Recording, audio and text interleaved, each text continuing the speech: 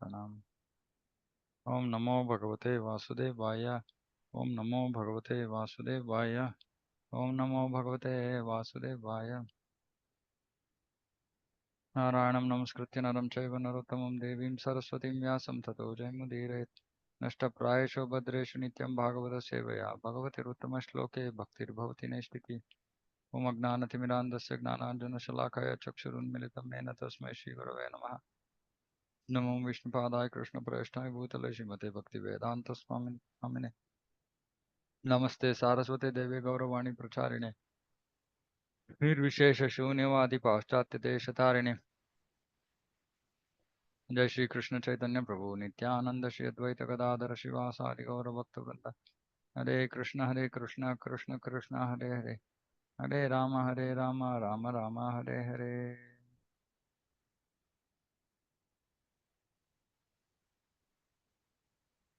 जय जय श्री चैतन्य जय नित्यानंद जय द्वैत चंद्र जय गौर भक्त वृंद। जय जय श्री चैतन्य जय नित्यानंद जय द्वैत चंद्र जय गौर भक्त वृंद। जय जय श्री चैतन्य जय नित्यानंद जय द्वैत चंद्र जय गौर भक्त वृंद। ಶ್ರೀ ಚೈತನ್ಯ ಚರಿತಾಮೃತ ಅಂತ್ಯಲೀಲಾ ಅಧ್ಯಾಯ 4.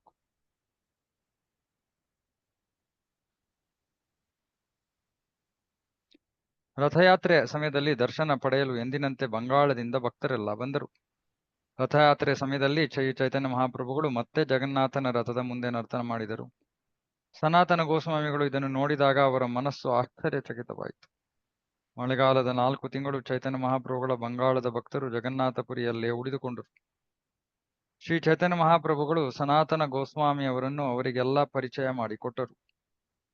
ಶ್ರೀ ಚೈತನ್ಯ ಮಹಾಪ್ರಭುಗಳು ಸನಾತನ ಗೋಸ್ವಾಮಿಗಳನ್ನು ಇಲ್ಲಿ ಹೆಸರಿಸಿದವರಿಗೆ ಮತ್ತು ಇತರ ಭಕ್ತರಿಗೆ ಪರಿಚಯ ಮಾಡಿಕೊಟ್ಟರು. ಅದ್ವೈತ ಆಚಾರ್ಯ, ನಿತ್ಯಾನಂದ ಪ್ರಭು, ಶ್ರೀವಾಸ ಠಾಕೂರ, ವಕ್ರೇಶ್ವರ ಪಂಡಿತ, ವಾಸುದೇವ ದತ್ತ, ಮುರಾರಿ ಗುಪ್ತ, ರಾಘವ ಪಂಡಿತ, ದಾಮೋದರ ಪಂಡಿತ, ಪರಮಾನಂದಪುರಿ, ಬ್ರಹ್ಮಾನಂದ ಭಾರತಿ, ಸ್ವರೂಪ ದಾಮೋದರ, ಗದಾಧರ ಪಂಡಿತ, ಸಾರ್ವಭೌಮ ಭಟ್ಟಾಚಾರ್ಯ, ರಾಮಾನಂದರಾಯ, ಜಗದಾನಂದ ಪಂಡಿತ, ಶಂಕರ ಪಂಡಿತ, ಆಶೀಶ್ವರ ಮತ್ತು ಗೋವಿಂದ ಪ್ರಭುಗಳು ಎಲ್ಲ ಭಕ್ತರಿಗೂ ಅವರವರಿಗೆ ಯಥೋಚಿತವಾದ ರೀತಿಯಲ್ಲಿ ವಂದನೆ ಸಲ್ಲಿಸಬೇಕೆಂದು ಸನಾತನ ಗೋಸ್ವಾಮಿಗಳಿಗೆ ಹೇಳಿದರು. ಹೀಗೆ ಅವರು ಸನಾತನ ಗೋಸ್ವಾಮಿಗಳನ್ನು ಅವರೆಲ್ಲರಿಗೂ ಪರಿಚಯ ಮಾಡಿಕೊಟ್ಟು ಗೋಸ್ವಾಮಿಗಳು ಅವರೆಲ್ಲರ ಕೃಪೆಗೆ ಪಾತ್ರರಾಗುವಂತೆ ಮಾಡಿದರು. ಸನಾತನ ಗೋಸ್ವಾಮಿಗಳು ತಮ್ಮ ಸದ್ಗುಣಗಳು ಪಾಂಡಿತ್ಯಗಳಿಂದಾಗಿ ಎಲ್ಲರಿಗೂ ಪ್ರೀತಿ ಪಾತ್ರರಾಗಿದ್ದರು. ನೋಡಿ, ಎರಡು ವಿಷಯ ಇದೆ ಇಲ್ಲಿ. ಬರೀ ಪಾಂಡಿತ್ಯ ಅಲ್ಲ, ಸದ್ಗುಣಗಳು ಪಾಂಡಿತ್ಯ. ಆದ್ದರಿಂದ ಎಲ್ಲರೂ ಅವರಿಗೆ ಸೂಕ್ತವಾಗಿ ಕೃಪೆ, ಸ್ನೇಹ ಮತ್ತು ಮರ್ಯಾದೆಗಳನ್ನು ಕೊಟ್ಟರು. ಕೃಪೆ, ಹಿರಿಯರು ಕೃಪೆ ಕೊಡಬೇಕು. ಸ್ನೇಹ, ಸಮವಯಸ್ಕರು ಸ್ನೇಹ ಕೊಡಬೇಕು. ಮರ್ಯಾದೆ, ಹಿರಿಯರಿಗೆ ಮರ್ಯಾದೆಯನ್ನು ಕೊಡಬೇಕು ಭಕ್ತಿಯಲ್ಲಿ. ರಥಯಾತ್ರೆ ಆದ ಬಳಿಕ ಇತರ ಭಕ್ತರೆಲ್ಲ ಬಂಗಾಳಕ್ಕೆ ಹಿಂದಿರುಗಿದ ನಂತರ ಸನಾತನ ಗೋಸ್ವಾಮಿಗಳು ಶ್ರೀ ಚೈತನ್ಯ ಮಹಾಪ್ರಭುಗಳ ಪಾದ ಪದ್ಮಗಳ ಆಶ್ರಯದಲ್ಲಿ ಉಳಿದರು. ಸನಾತನ ಗೋಸ್ವಾಮಿಗಳು ಚೈತನ್ಯ ಮಹಾಪ್ರಭುಗಳ ಜೊತೆ ಡೋಲ ಯಾತ್ರಾ ಉತ್ಸವವನ್ನು ಆಚರಿಸಿದರು. ಹೀಗೆ ಪ್ರಭುಗಳ ಜೊತೆ ಅವರ ಆನಂದವು ಹೆಚ್ಚುತ್ತಾ ಹೋಯಿತು. ಸನಾತನ ಗೋಸ್ವಾಮಿಗಳು ಜಗನ್ನಾಥಪುರಿಯಲ್ಲಿ ಶ್ರೀ ಚೈತನ್ಯ ಮಹಾಪ್ರಭುಗಳನ್ನು ನೋಡಲು ಏಪ್ರಿಲ್ ಮೇ ತಿಂಗಳಲ್ಲಿ ಬಂದರು ಮತ್ತು ಜೂನ್ ತಿಂಗಳಲ್ಲಿ ಚೈತನ್ಯ ಮಹಾಪ್ರಭುಗಳು ಅವರನ್ನು ಪರೀಕ್ಷಿಸಿದರು. ಆ ಜ್ಯೇಷ್ಠ ಮಾಸದಲ್ಲಿ ಯಮೇಶ್ವರನ ಶಿವನ ಉದ್ಯಾನಕ್ಕೆ ಚೈತನ್ಯ ಮಹಾಪ್ರಭುಗಳು ಬಂದು ಭಕ್ತರ ಕೋರಿಕೆಯ ಮೇರೆಗೆ ಅಲ್ಲಿ ಪ್ರಸಾದ ಸ್ವೀಕರಿಸಿದರು. ಮಧ್ಯಾಹ್ನದ ಸಮಯದಲ್ಲಿ ಊಟದ ಸಮಯವಾದಾಗ ಪ್ರಭುಗಳು ಸನಾತನ ಗೋಸ್ವಾಮಿಗೆ ಹೇಳಿ ಕಳುಹಿಸಿದರು. ಈ ಕರೆಯಿಂದಾಗಿ ಗೋಸ್ವಾಮಿಗಳ ಸಂತೋಷ ಹೆಚ್ಚಿತು. ಮಠ ಮಧ್ಯಾಹ್ನ ಸಮುದ್ರ ತೀರವು ಬೆಂಕಿಯಂತೆ ಕಾದಿತ್ತು. ಆದರೆ ಸನಾತನ ಗೋಸ್ವಾಮಿಗಳು ಅದೇ ದಾರಿಯಲ್ಲೇ ನಡೆದುಕೊಂಡು ಬಂದರು. ಮಹಾಪ್ರಭುಗಳು ಕರೆದಿದ್ದಾರೆಂಬ ಆನಂದಾತಿರೇಕದಲ್ಲಿ ಸನಾತನ ಗೋಸ್ವಾಮಿಗಳಿಗೆ ಕಾದ ಮರಳಿನಲ್ಲಿ ತಮ್ಮ ಪಾದಗಳು ಸುಡುತ್ತಿರುವುದೂ ತಿಳಿಯಲಿಲ್ಲ. ಮರಳು ಕಾದು ಹೋಗಿದ್ದರಿಂದ ಅವರ ಅಂಗಾಲುಗಳಲ್ಲಿ ಬೊಕ್ಕೆಗಳೆದ್ದಿದ್ದರೂ ಅವರು ಚೈತನ್ಯ ಮಹಾಪ್ರಭುಗಳ ಬಳಿ ಹೋದರು. ಅಲ್ಲಿ ಪ್ರಭುಗಳು ಊಟ ಮಾಡಿ ವಿಶ್ರಾಂತಿ ತೆಗೆದುಕೊಳ್ಳುತ್ತಿದ್ದರು. ಗೋವಿಂದರು ಸನಾತನ ಗೋಸ್ವಾಮಿಗಳಿಗೆ ಚೈತನ್ಯ ಮಹಾಪ್ರಭುಗಳು ಉಳಿಸಿದ ಆಹಾರ ತಟ್ಟೆಯನ್ನು ಕೊಟ್ಟರು. ಆ ಪ್ರಸಾದವನ್ನು ತಿಂದ ಅನಂತರ ಸನಾತನ ಗೋಸ್ವಾಮಿಗಳು ಚೈತನ್ಯ ಮಹಾಪ್ರಭುಗಳ ಬಳಿಗೆ ಬಂದರು. ಪ್ರಭುಗಳು ಕೇಳ್ತಾರೆ, ನೀವು ಯಾವ ದಾರಿಯ ಮೂಲಕ ಬಂದಿರಿ? ಯಾಕಂದ್ರೆ ಚೈತನ್ಯ ಮಹಾಪ್ರಭುಗಳ ಪರೀಕ್ಷೆ ಮಾಡ್ತಾ ಇದ್ರು, ಹಾಗಾಗಿ ಕೇಳ್ತಾ ಇದ್ದಾರೆ, ಯಾವ ದಾರಿಯ ಮೂಲಕ ಬಂದಿರಿ? ಸನಾತನ ಗೋಸ್ವಾಮಿಗಳು ಉತ್ತರಿಸಿದರು, ನಾನು ಕಡಲ ತೀರದ ಮಾರ್ಗದಲ್ಲಿ ಬಂದೆ. ಚೈತನ್ಯ ಮಹಾಪ್ರಭುಗಳು ಹೇಳಿದರು, ಮರಳು ಕಾದು ಹೋಗಿರುವ ಕಡಲ ತೀರದ ಮೂಲಕ ನೀವು ಏಕೆ ಬಂದಿರಿ? ಸಿಂಹದ್ವಾರದ ಎದುರಿಗಿರುವ ದಾರಿಯಲ್ಲಿ ಏಕೆ ಬರಲಿಲ್ಲ? ಅದು ತುಂಬಾ ತಣ್ಣಗಿದೆ. ಕಾದ ಮರಳು ನಿಮ್ಮ ಪದ ತಲಗಳ ಮೇಲೆ ಬೊಕ್ಕೆಗಳೇಳುವಂತೆ ಮಾಡಿರಬೇಕು. ನೀವು ಈಗ ನಡೆಯಲಾರಿರಿ, ಇದನ್ನು ಹೇಗೆ ತಡೆದುಕೊಂಡಿರಿ? ಸನಾತನ ಗೋಸ್ವಾಮಿಗಳು ಹೇಳಿದರು, ನನಗೆ ಅಷ್ಟೇನೂ ನೋವು ಗೊತ್ತಾಗಲಿಲ್ಲ. ಸುಡು ಬಿಸಿಲಿನಿಂದ ನನ್ನ ಅಂಗಾಲುಗಳಲ್ಲಿ ಬೊಕ್ಕೆ ಎದ್ದಿರುವುದೂ ನನಗೆ ಗೊತ್ತಾಗಲಿಲ್ಲ. ಸಿಂಹದ್ವಾರದ ಮೂಲಕ ಹೋಗಲು ನನಗೆ ಯಾವ ಅಧಿಕಾರವೂ ಇಲ್ಲ, ಏಕೆಂದರೆ ಜಗನ್ನಾಥನ ಸೇವಕರು ಸದಾ ಅತ್ತಿತ್ತ ಓಡಾಡುತ್ತಿರುತ್ತಾರೆ. ಭಗವತ್ ಕಿಂಕರರು ಒಂದೇ ಸಮನಾಗಿ ಅತ್ತಿಂದಿತ್ತ ಓಡಾಡುತ್ತಿರುತ್ತಾರೆ. ನಾನು ಅವರನ್ನು ಮುಟ್ಟಿದರೆ ಹಾಳಾಗಿ ಹೋಗುತ್ತೇನೆ. ಈ ವಿವರಗಳನ್ನೆಲ್ಲ ಕೇಳಿದ ನಂತರ ಚೈತನ್ಯ ಮಹಾಪ್ರಭುಗಳು ಸಂತುಷ್ಟರಾಗಿ ಹೀಗೆ ಹೇಳಿದರು, ಪ್ರಿಯ ಸನಾತನರೇ, ನೀವು ಜಗದೋದ್ಧಾರಕರಾದರೂ ಮತ್ತು ನಿಮ್ಮನ್ನು ಮುಟ್ಟುವುದರಿಂದ ದೇವತೆಗಳು ಮತ್ತು ಋಷಿ ಮುನಿಗಳು ಪವಿತ್ರರಾಗುವರು. ಆದರೂ ವೈಷ್ಣವರ ಸಂಪ್ರದಾಯವನ್ನು ಪಾಲಿಸಿ ಕಾಪಾಡುವುದು ಭಕ್ತನ ಲಕ್ಷಣ. ವೈಷ್ಣವ ಸಂಪ್ರದಾಯವನ್ನು ಕಾಪಾಡಿಕೊಂಡು ಹೋಗುವುದು ಭಕ್ತನಿಗೆ ಭೂಷಣ. ಬಹಳ ಮುಖ್ಯವಾದ ಶ್ಲೋಕ. ಮರ್ಯಾದ ಪಾಲನ ಹೊಯ್ ಸಾಧುರ ಭೂಷಣ, ಭಕ್ತ ಸ್ವಭಾವ ಮರ್ಯಾದಾ ರಕ್ಷಣ.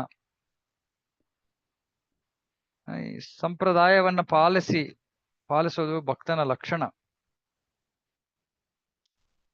ಮತ್ತೆ ಭೂಷಣ.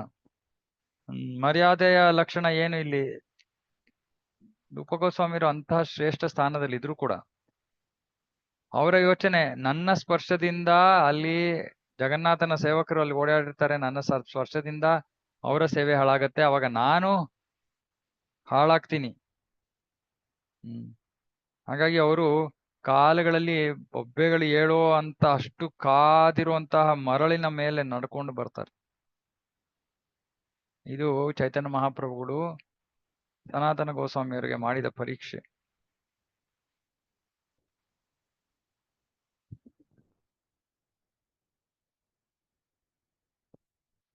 ನಮ್ಮ ಜೀವನದಲ್ಲೂ ಕೂಡ ಬೇರೆ ಬೇರೆ ರೀತಿಗಳಲ್ಲಿ ಪರೀಕ್ಷೆಗಳು ಬರ್ತಾ ಇರುತ್ತವೆ. ಆದ್ರೆ ನಾವು ಎಷ್ಟು ಪತಿತ ಸ್ಥಿತಿಯಲ್ಲಿದ್ದೀವಿ ಅಂದ್ರೆ ಅದೇ ಪರೀಕ್ಷೆಯಲ್ಲಿ ಮತ್ತೆ ಮತ್ತೆ ಫೇಲ್ ಆಗ್ತಾ ಇರ್ತೀವಿ. ಅದೇ ಪರೀಕ್ಷೆ, ಹೊಸ ಪರೀಕ್ಷೆ ಏನಿಲ್ಲ, ಅದೇ ಪರೀಕ್ಷೆ. ಅದೇ ಸನಾತನ ಗೋಸ್ವಾಮಿ ಅಂತಹ ಮಹಾ ಭಕ್ತರು, ಅವರು ಪ್ರತಿಯೊಂದು ಪರೀಕ್ಷೆಯಲ್ಲೂ ಮೊದಲನೇ ಬಾರಿಯೇ ಅವರು ಉತ್ತೀರ್ಣರಾಗೋಗ್ತಾರೆ. ಮುಂದಿನ ಪರೀಕ್ಷೆಗೆ ಸಿದ್ಧರು. ನಮಗೆ ಪರೀಕ್ಷೆನೇ ಬೇಡ, ಅಯ್ಯಪ್ಪ ಪರೀಕ್ಷೆ ಅಂದ್ರೆ ಕಷ್ಟ, ಯಾರಿಗಪ್ಪ ಬೇಕು ಕಷ್ಟ? ಅರೆ ಕೃಷ್ಣ ಪರೀಕ್ಷೆ ಮಾಡೇ ಮಾಡ್ತಾನೆ. ಆ ಪರೀಕ್ಷೆ ನಾವು ಎದುರಿಸ್ಲೇಬೇಕು, ತಪ್ಪಿಸ್ಕೊಂಡು ಹೋಗಕ್ಕಾಗಲ್ಲ. ಕೃಷ್ಣ ಬೇಕು ಅಂದ್ರೆ ತನ್ನನ್ನು ತಾನು ನಮಗೆ ಕೊಟ್ಕೊಳ್ಳೋಕ್ಕಿಂತ ಮುಂಚೆ ಕೃಷ್ಣ ನಮ್ಮ ಪರೀಕ್ಷೆಯನ್ನ ಮಾಡ್ತಾನೆ. ಒಬ್ಬನು ಶಿಷ್ಟಾಚಾರವನ್ನು ಉಲ್ಲಂಘಿಸಿದರೆ ಜನರು ಅವನನ್ನು ಅಪಹಾಸ್ಯ ಮಾಡುತ್ತಾರೆ. ಹೀಗೆ ಅವನು ಇಹಲೋಕ ಪರಲೋಕಗಳೆರಡರಲ್ಲೂ ಹಾಳಾಗುತ್ತಾನೆ. ಹಾಗಾಗಿ ನಾವು ಅಷ್ಟೇ ಶಿಷ್ಟಾಚಾರಗಳು, ನಿಯಮಗಳು ಏನೇನಿರುತ್ತೋ ಎಲ್ಲ ಪಾಲನೆ ಮಾಡಬೇಕು.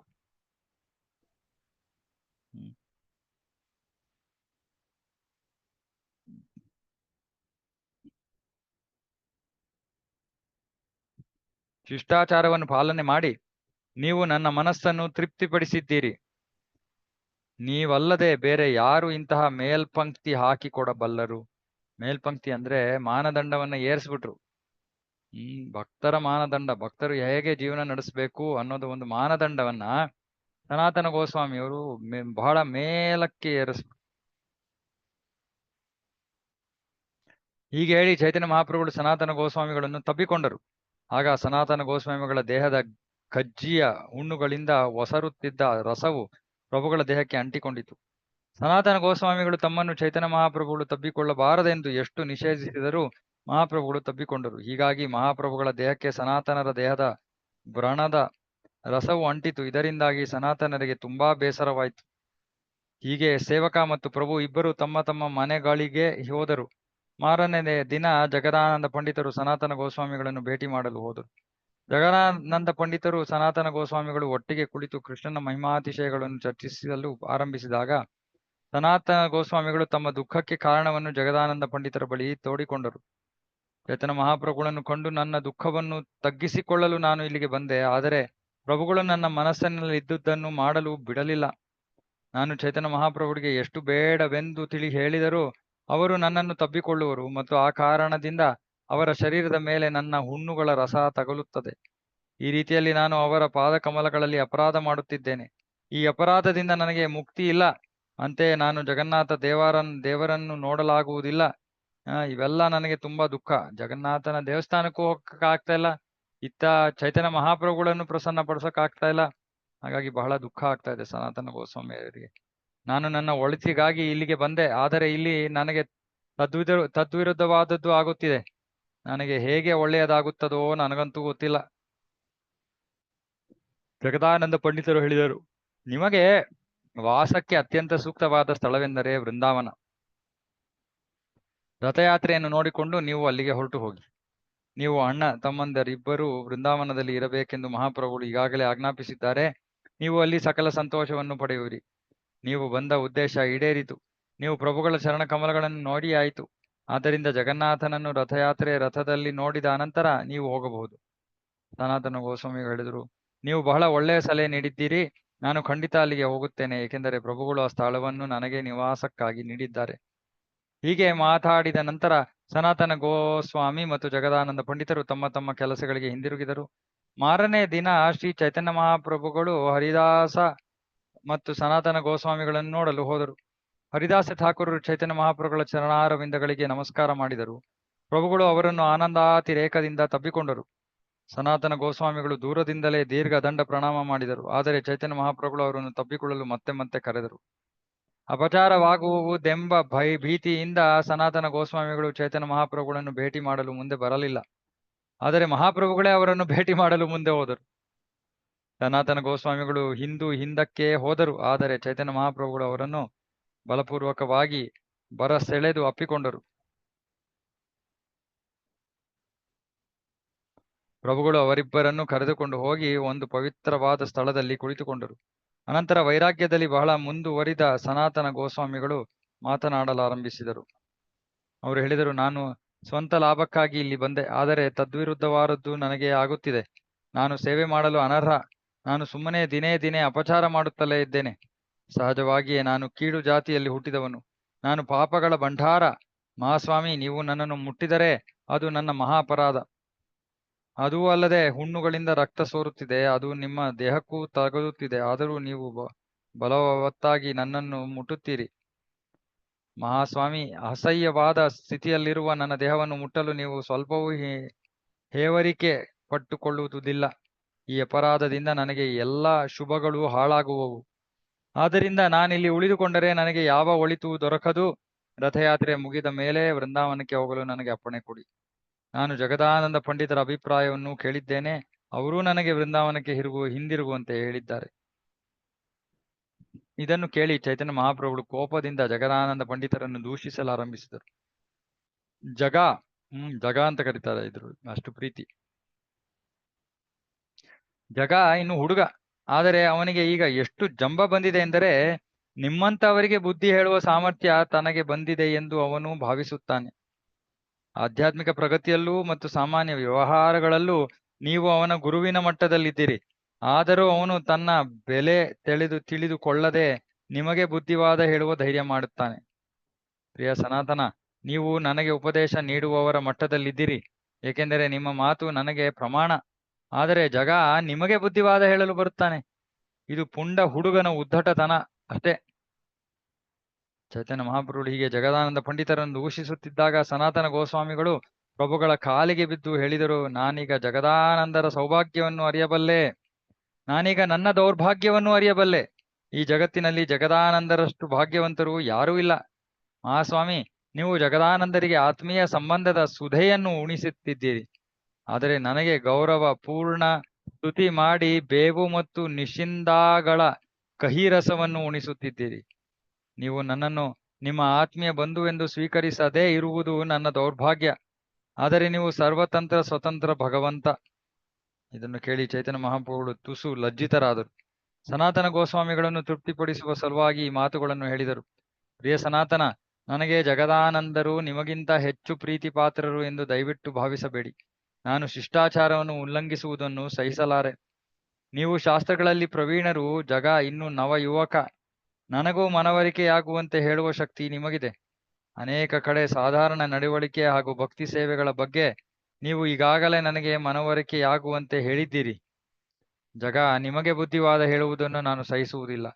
ಆದ್ದರಿಂದ ನಾನು ಅವನನ್ನು ಬೈಯುತ್ತಿದ್ದೇನೆ. ಆತ್ಮೀಯ ಸಂಬಂಧದ ಹೊರಗಿರುವುದರಿಂದಾಗಿ ನಾನು ನಿಮ್ಮನ್ನು ಪ್ರಶಂಸಿಸುವುದಿಲ್ಲ. ಆದರೆ ನಿಮ್ಮ ಗುಣಗಳು ಎಷ್ಟರ ಮಟ್ಟಿಗೆ ಇವೆ ಎಂದರೆ ನಿಮ್ಮನ್ನು ಪ್ರಶಂಸಿಸದೇ ಇರಲು ಸಾಧ್ಯವಿಲ್ಲ. ಅನೇಕರ ಬಗ್ಗೆ ಒಬ್ಬನಿಗೆ ಪ್ರೀತಿ ಇದ್ದರೂ ಅವನ ವೈಯಕ್ತಿಕ ಸಂಬಂಧಗಳಿಗೆ ತಕ್ಕಂತೆ ನಾನಾ ಬಗೆಯ ಭಾವುಕ ಪ್ರೇಮ ಜಾಗೃತವಾಗುತ್ತದೆ. ನೀವು ನಿಮ್ಮ ದೇಹವನ್ನು ಭಯಂಕರವೂ ಜುಗುಪ್ಸಾವಹವೂ ಆದುದೆಂದು ಭಾವಿಸುವಿರಿ. ಆದರೆ ನನಗೆ ನಿಮ್ಮ ಶರೀರವು ಅಮೃತ ಸದೃಶವಾಗಿದೆ. ವಾಸ್ತವವಾಗಿ ನಿಮ್ಮ ಶರೀರ ಅಲೌಕಿಕವಾದುದು, ಖಂಡಿತ ಲೌಕಿಕವಲ್ಲ. ಆದರೆ ನೀವು ಅದನ್ನು ದೇಹಾತ್ಮ ಭಾವದಲ್ಲಿ ನೋಡುತ್ತಿದ್ದೀರಿ. ನಿಮ್ಮ ಶರೀರ ಭೌತವೇ ಆಗಿದ್ದರೂ ನಾನು ಅದನ್ನು ಉಪೇಕ್ಷಿಸಲಾರೆ. ಏಕೆಂದರೆ ಭೌತ ದೇಹವನ್ನು ಒಳ್ಳೆಯದು ಎಂದಾಗಲಿ ಕೆಟ್ಟದ್ದು ಎಂದಾಗಲಿ ಪರಿಗಣಿಸಬಾರದು. ಕೃಷ್ಣನ ಸಂಬಂಧವಿಲ್ಲದೆ ಕಲ್ಪಿಸಿಕೊಂಡದ್ದು ಮಾಯೆ ಎಂದು ತಿಳಿಯಬೇಕು. ಮಾತಿನಿಂದ ಹೇಳಿದ ಅಥವಾ ಮನಸ್ಸಿನಲ್ಲಿ ಕಲ್ಪಿಸಿಕೊಂಡ ಮಾಯೆಗಳು ಯಾವುವೂ ಸತ್ಯವಲ್ಲ. ಮಾಯೆಯು ಸತ್ಯವಲ್ಲವಾದ್ದರಿಂದ ನಾವು ಸರಿ ಎಂದು ಭಾವಿಸುವುದು, ತಪ್ಪು ಎಂದು ಭಾವಿಸುವುದು ಇವೆರಡಕ್ಕೂ ಯಾವ ಭೇದವೂ ಇಲ್ಲ. ಪರಮ ಸತ್ಯದ ಬಗ್ಗೆ ನಾವು ಮಾತನಾಡುವಾಗ ಅಂತಹ ಊಹಾಪೋಹಗಳು ಅನ್ವಯವಾಗುವುದಿಲ್ಲ. ಭೌತ ಜಗತ್ತಿನಲ್ಲಿ ಒಳ್ಳೆಯದು ಕೆಟ್ಟದ್ದು ಎಂಬುದೆಲ್ಲ ಮಾನಸಿಕ ಕಲ್ಪನೆಗಳು. ಆದ್ದರಿಂದ ಇದು ಒಳ್ಳೆಯದು, ಇದು ಕೆಟ್ಟದ್ದು ಎಂದು ಹೇಳುವುದು ಎಲ್ಲಾ ತಪ್ಪು. ನಿಜವಾದ ಜ್ಞಾನವಿರುವುದರಿಂದ ನಮ್ರರಾದ ಸಾಧು ಸಂತರು ವಿದ್ಯಾವಿನಯ ಸಂಪನ್ನನಾದ ಬ್ರಾಹ್ಮಣನನ್ನು, ಹಸು, ಆನೆ, ನಾಯಿ ತಿನ್ನುವವನನ್ನು ಎಲ್ಲರನ್ನೂ ಸಮಾನವಾಗಿ ನೋಡುತ್ತಾರೆ. ಸಂಪಾದಿಸಿದ ಜ್ಞಾನದಲ್ಲಿ ಸಂಪೂರ್ಣ ತೃಪ್ತನಾಗಿ ಅದನ್ನು ಜೀವನದಲ್ಲಿ ಅನುಷ್ಠಾನ ಮಾಡಿದವನು, ತನ್ನ ಆಧ್ಯಾತ್ಮಿಕ ನೆಲೆಯಾಗಿ ನಿಂತವನು, ಸಂಪೂರ್ಣವಾಗಿ ಇಂದ್ರಿಯ ನಿಗ್ರಹ ಮಾಡಿದವನು ಮತ್ತು ಕಲ್ಲು ಮಣ್ಣಿನ ಹೆಂಟೆಗಳನ್ನು ಚಿನ್ನವನ್ನು ಸಮನಾಗಿ ನೋಡುವವನನ್ನು ಪರಿಪೂರ್ಣ ಯೋಗಿ ಎಂದು ಭಾವಿಸಬೇಕು. ಮತ್ತೆ ಹೇಳ್ತೀನಿ, ಪರಿಪೂರ್ಣ ಯೋಗಿ ಯಾರು? ಸಂಪಾದಿಸಿದ ಜ್ಞಾನದಲ್ಲಿ ಸಂಪೂರ್ಣ ತೃಪ್ತನಾಗಿ ಅದನ್ನು ಜೀವನದಲ್ಲಿ ಅನುಷ್ಠಾನ ಮಾಡಿದವನು, ಆಧ್ಯಾತ್ಮಿಕ ನೆಲೆಯಾಗಿ ನಿಂತವನು, ಸಂಪೂರ್ಣವಾಗಿ ಇಂದ್ರಿಯ ನಿಗ್ರಹ ಮಾಡಿದವನು ಮತ್ತು ಕಲ್ಲು ಮಣ್ಣಿನ ಹೆಂಟೆಗಳನ್ನು ಚಿನ್ನವನ್ನು ಸಮನಾಗಿ ನೋಡುವವನನ್ನು ಪರಿಪೂರ್ಣ ಯೋಗಿ ಎಂದು ಭಾವಿಸಬೇಕು. ನಾನು ಸನ್ಯಾಸಾಶ್ರಮದಲ್ಲಿರುವುದರಿಂದ ನನ್ನ ಕರ್ತವ್ಯವೆಂದರೆ ಭೇದ ಮಾಡದೆ ಸಮಚಿತ್ತದಿಂದ ಇರುವುದು. ನಾನು ಶ್ರೀಗಂಧವನ್ನು ಕೊಳಕು ಕೆಸರನ್ನು ಸಮನಾಗಿ ನೋಡಬೇಕು. ಈ ಕಾರಣದಿಂದ ನಾನು ನಿಮ್ಮನ್ನು ತಿರಸ್ಕರಿಸಲು ಸಾಧ್ಯ ಇಲ್ಲ. ನಾನು ನಿಮ್ಮನ್ನು ದ್ವೇಷಿಸಿದರೆ ನಾನು ನನ್ನ ವೃತ್ತಿ ಧರ್ಮದಿಂದ ಭ್ರಷ್ಟನಾಗುತ್ತೇನೆ. ಹರಿದಾಸರು ಹೇಳಿದರು, ಪ್ರಭು, ನೀವು ಹೇಳಿರುವುದು ಬಾಹ್ಯಾಚಾರ, ನಾನದನ್ನು ಒಪ್ಪುವುದಿಲ್ಲ.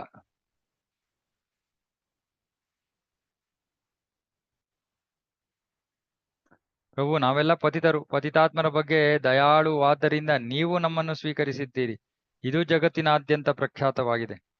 ಚೈತನ್ಯ ಮಹಾಪ್ರಭುಗಳು ನಸುನಗುತ್ತಾ ಹೇಳಿದರು, ಹರಿದಾಸ ಮತ್ತು ಸನಾತನರೇ ಕೇಳಿ, ನನ್ನ ಮನಸ್ಸು ಹೇಗೆ ನಿಮ್ಮಿಬ್ಬರಲ್ಲಿ ಅನುರಕ್ತವಾಗಿದೆ ಎಂಬ ಬಗೆಗೆ ನಿಜ ಹೇಳುತ್ತೇನೆ. ಶ್ರೀ ಹರಿದಾಸ ಮತ್ತು ಸನಾತನರೇ, ನೀವಿಬ್ಬರು ನಾನು ಲಾಲನೆ ಪಾಲನೆ ಮಾಡಬೇಕಾದ ಚಿಕ್ಕ ಮಕ್ಕಳು ಎಂದು ಭಾವಿಸುತ್ತೇನೆ. ಲಾಲಿಸುವವನು ಲಾಲಿಸಲ್ಪಡುವವರ ಯಾವುದೇ ತಪ್ಪುಗಳನ್ನು ಗಂಭೀರವಾಗಿ ಪರಿಗಣಿಸುವುದಿಲ್ಲ. ನಾನು ಯಾವಾಗಲೂ ಗೌರವ ಸ್ವೀಕರಿಸಲು ಅರ್ಹನೆಂದು ಭಾವಿಸುವುದಿಲ್ಲ. ಆದರೆ ಪ್ರೀತಿಯಿಂದ ನಿಮ್ಮನ್ನು ನನ್ನ ಪುಟ್ಟ ಮಕ್ಕಳೆಂದು ಭಾವಿಸುತ್ತೇನೆ. ಮಗುವೊಂದು ಮಲ ಮೂತ್ರ ವಿಸರ್ಜನೆ ಮಾಡಿ ಅದು ತಾಯಿಯ ದೇಹಕ್ಕೆ ತಗಲಿದರೆ ತಾಯಿಯಾದವಳು ಮಗುವನ್ನು ಎಂದೂ ದ್ವೇಷಿಸುವುದಿಲ್ಲ. ಬದಲಿಗೆ ಮಗುವನ್ನು ಶುದ್ಧಿ ಮಾಡಲು ಸಂತೋಷ ಪಡುತ್ತಾಳೆ. ತಾನು ಲಾಲಿಸುವ ಮಗುವಿನ ಮಲ ಮೂತ್ರಗಳು ತಾಯಿಗೆ ಚಂದನದಂತೆ ಕಾಣುತ್ತದೆ. ಅದೇ ರೀತಿ ಸನಾತನರ ಅಸಹ್ಯಕರವಾದ ಹುಣ್ಣುಗಳ ಅಂಟು ನನ್ನ ದೇಹಕ್ಕೆ ತಗಲಿದರೆ ನಾನು ಅವರನ್ನು ದ್ವೇಷಿಸುವುದಿಲ್ಲ. ಹರಿದಾಸ ಠಾಕೂರರು ಹೇಳಿದರು, ಸ್ವಾಮಿ, ನೀವೇ ಭಗವಂತ ಮತ್ತು ನಮ್ಮ ಬಗ್ಗೆ ಅತ್ಯಂತ ದಯಾಮಯರು. ನಿಮ್ಮ ಆಳವಾದ ಪ್ರೀತಿಯುಳ್ಳ ಹೃದಯದೊಳಗೆ ಏನಿದೆ ಎಂಬುದು ಯಾರೂ ಅರಿಯಲಾರರು. ಮೈಯೆಲ್ಲಾ ಹುಳುಗಳಿಂದ ತುಂಬಿದ ಕುಷ್ಠರೋಗಿಯಾದ ವಾಸುದೇವರನ್ನು ನೀವು ತಪ್ಪಿಕೊಂಡಿರಿ. ಅವರು ಈ ಸ್ಥಿತಿಯಲ್ಲಿದ್ದರೂ ನೀವು ಅವರನ್ನು ತಪ್ಪಿಕೊಂಡಿರಿ.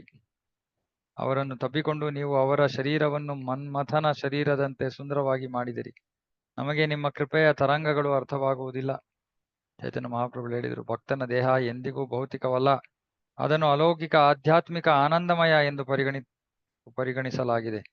ದೀಕ್ಷೆಯ ಸಮಯದಲ್ಲಿ ಭಕ್ತನಾದವನು ದೀಕ್ಷಾ ಕಾಲೇ ಭಕ್ತ ಕರೆ ಆತ್ಮ ಸಮರ್ಪಣ, ಸೇ ಕಾಲೇ ಕೃಷ್ಣ ತಾರೆ ಕರೆ ಆತ್ಮಸಮ.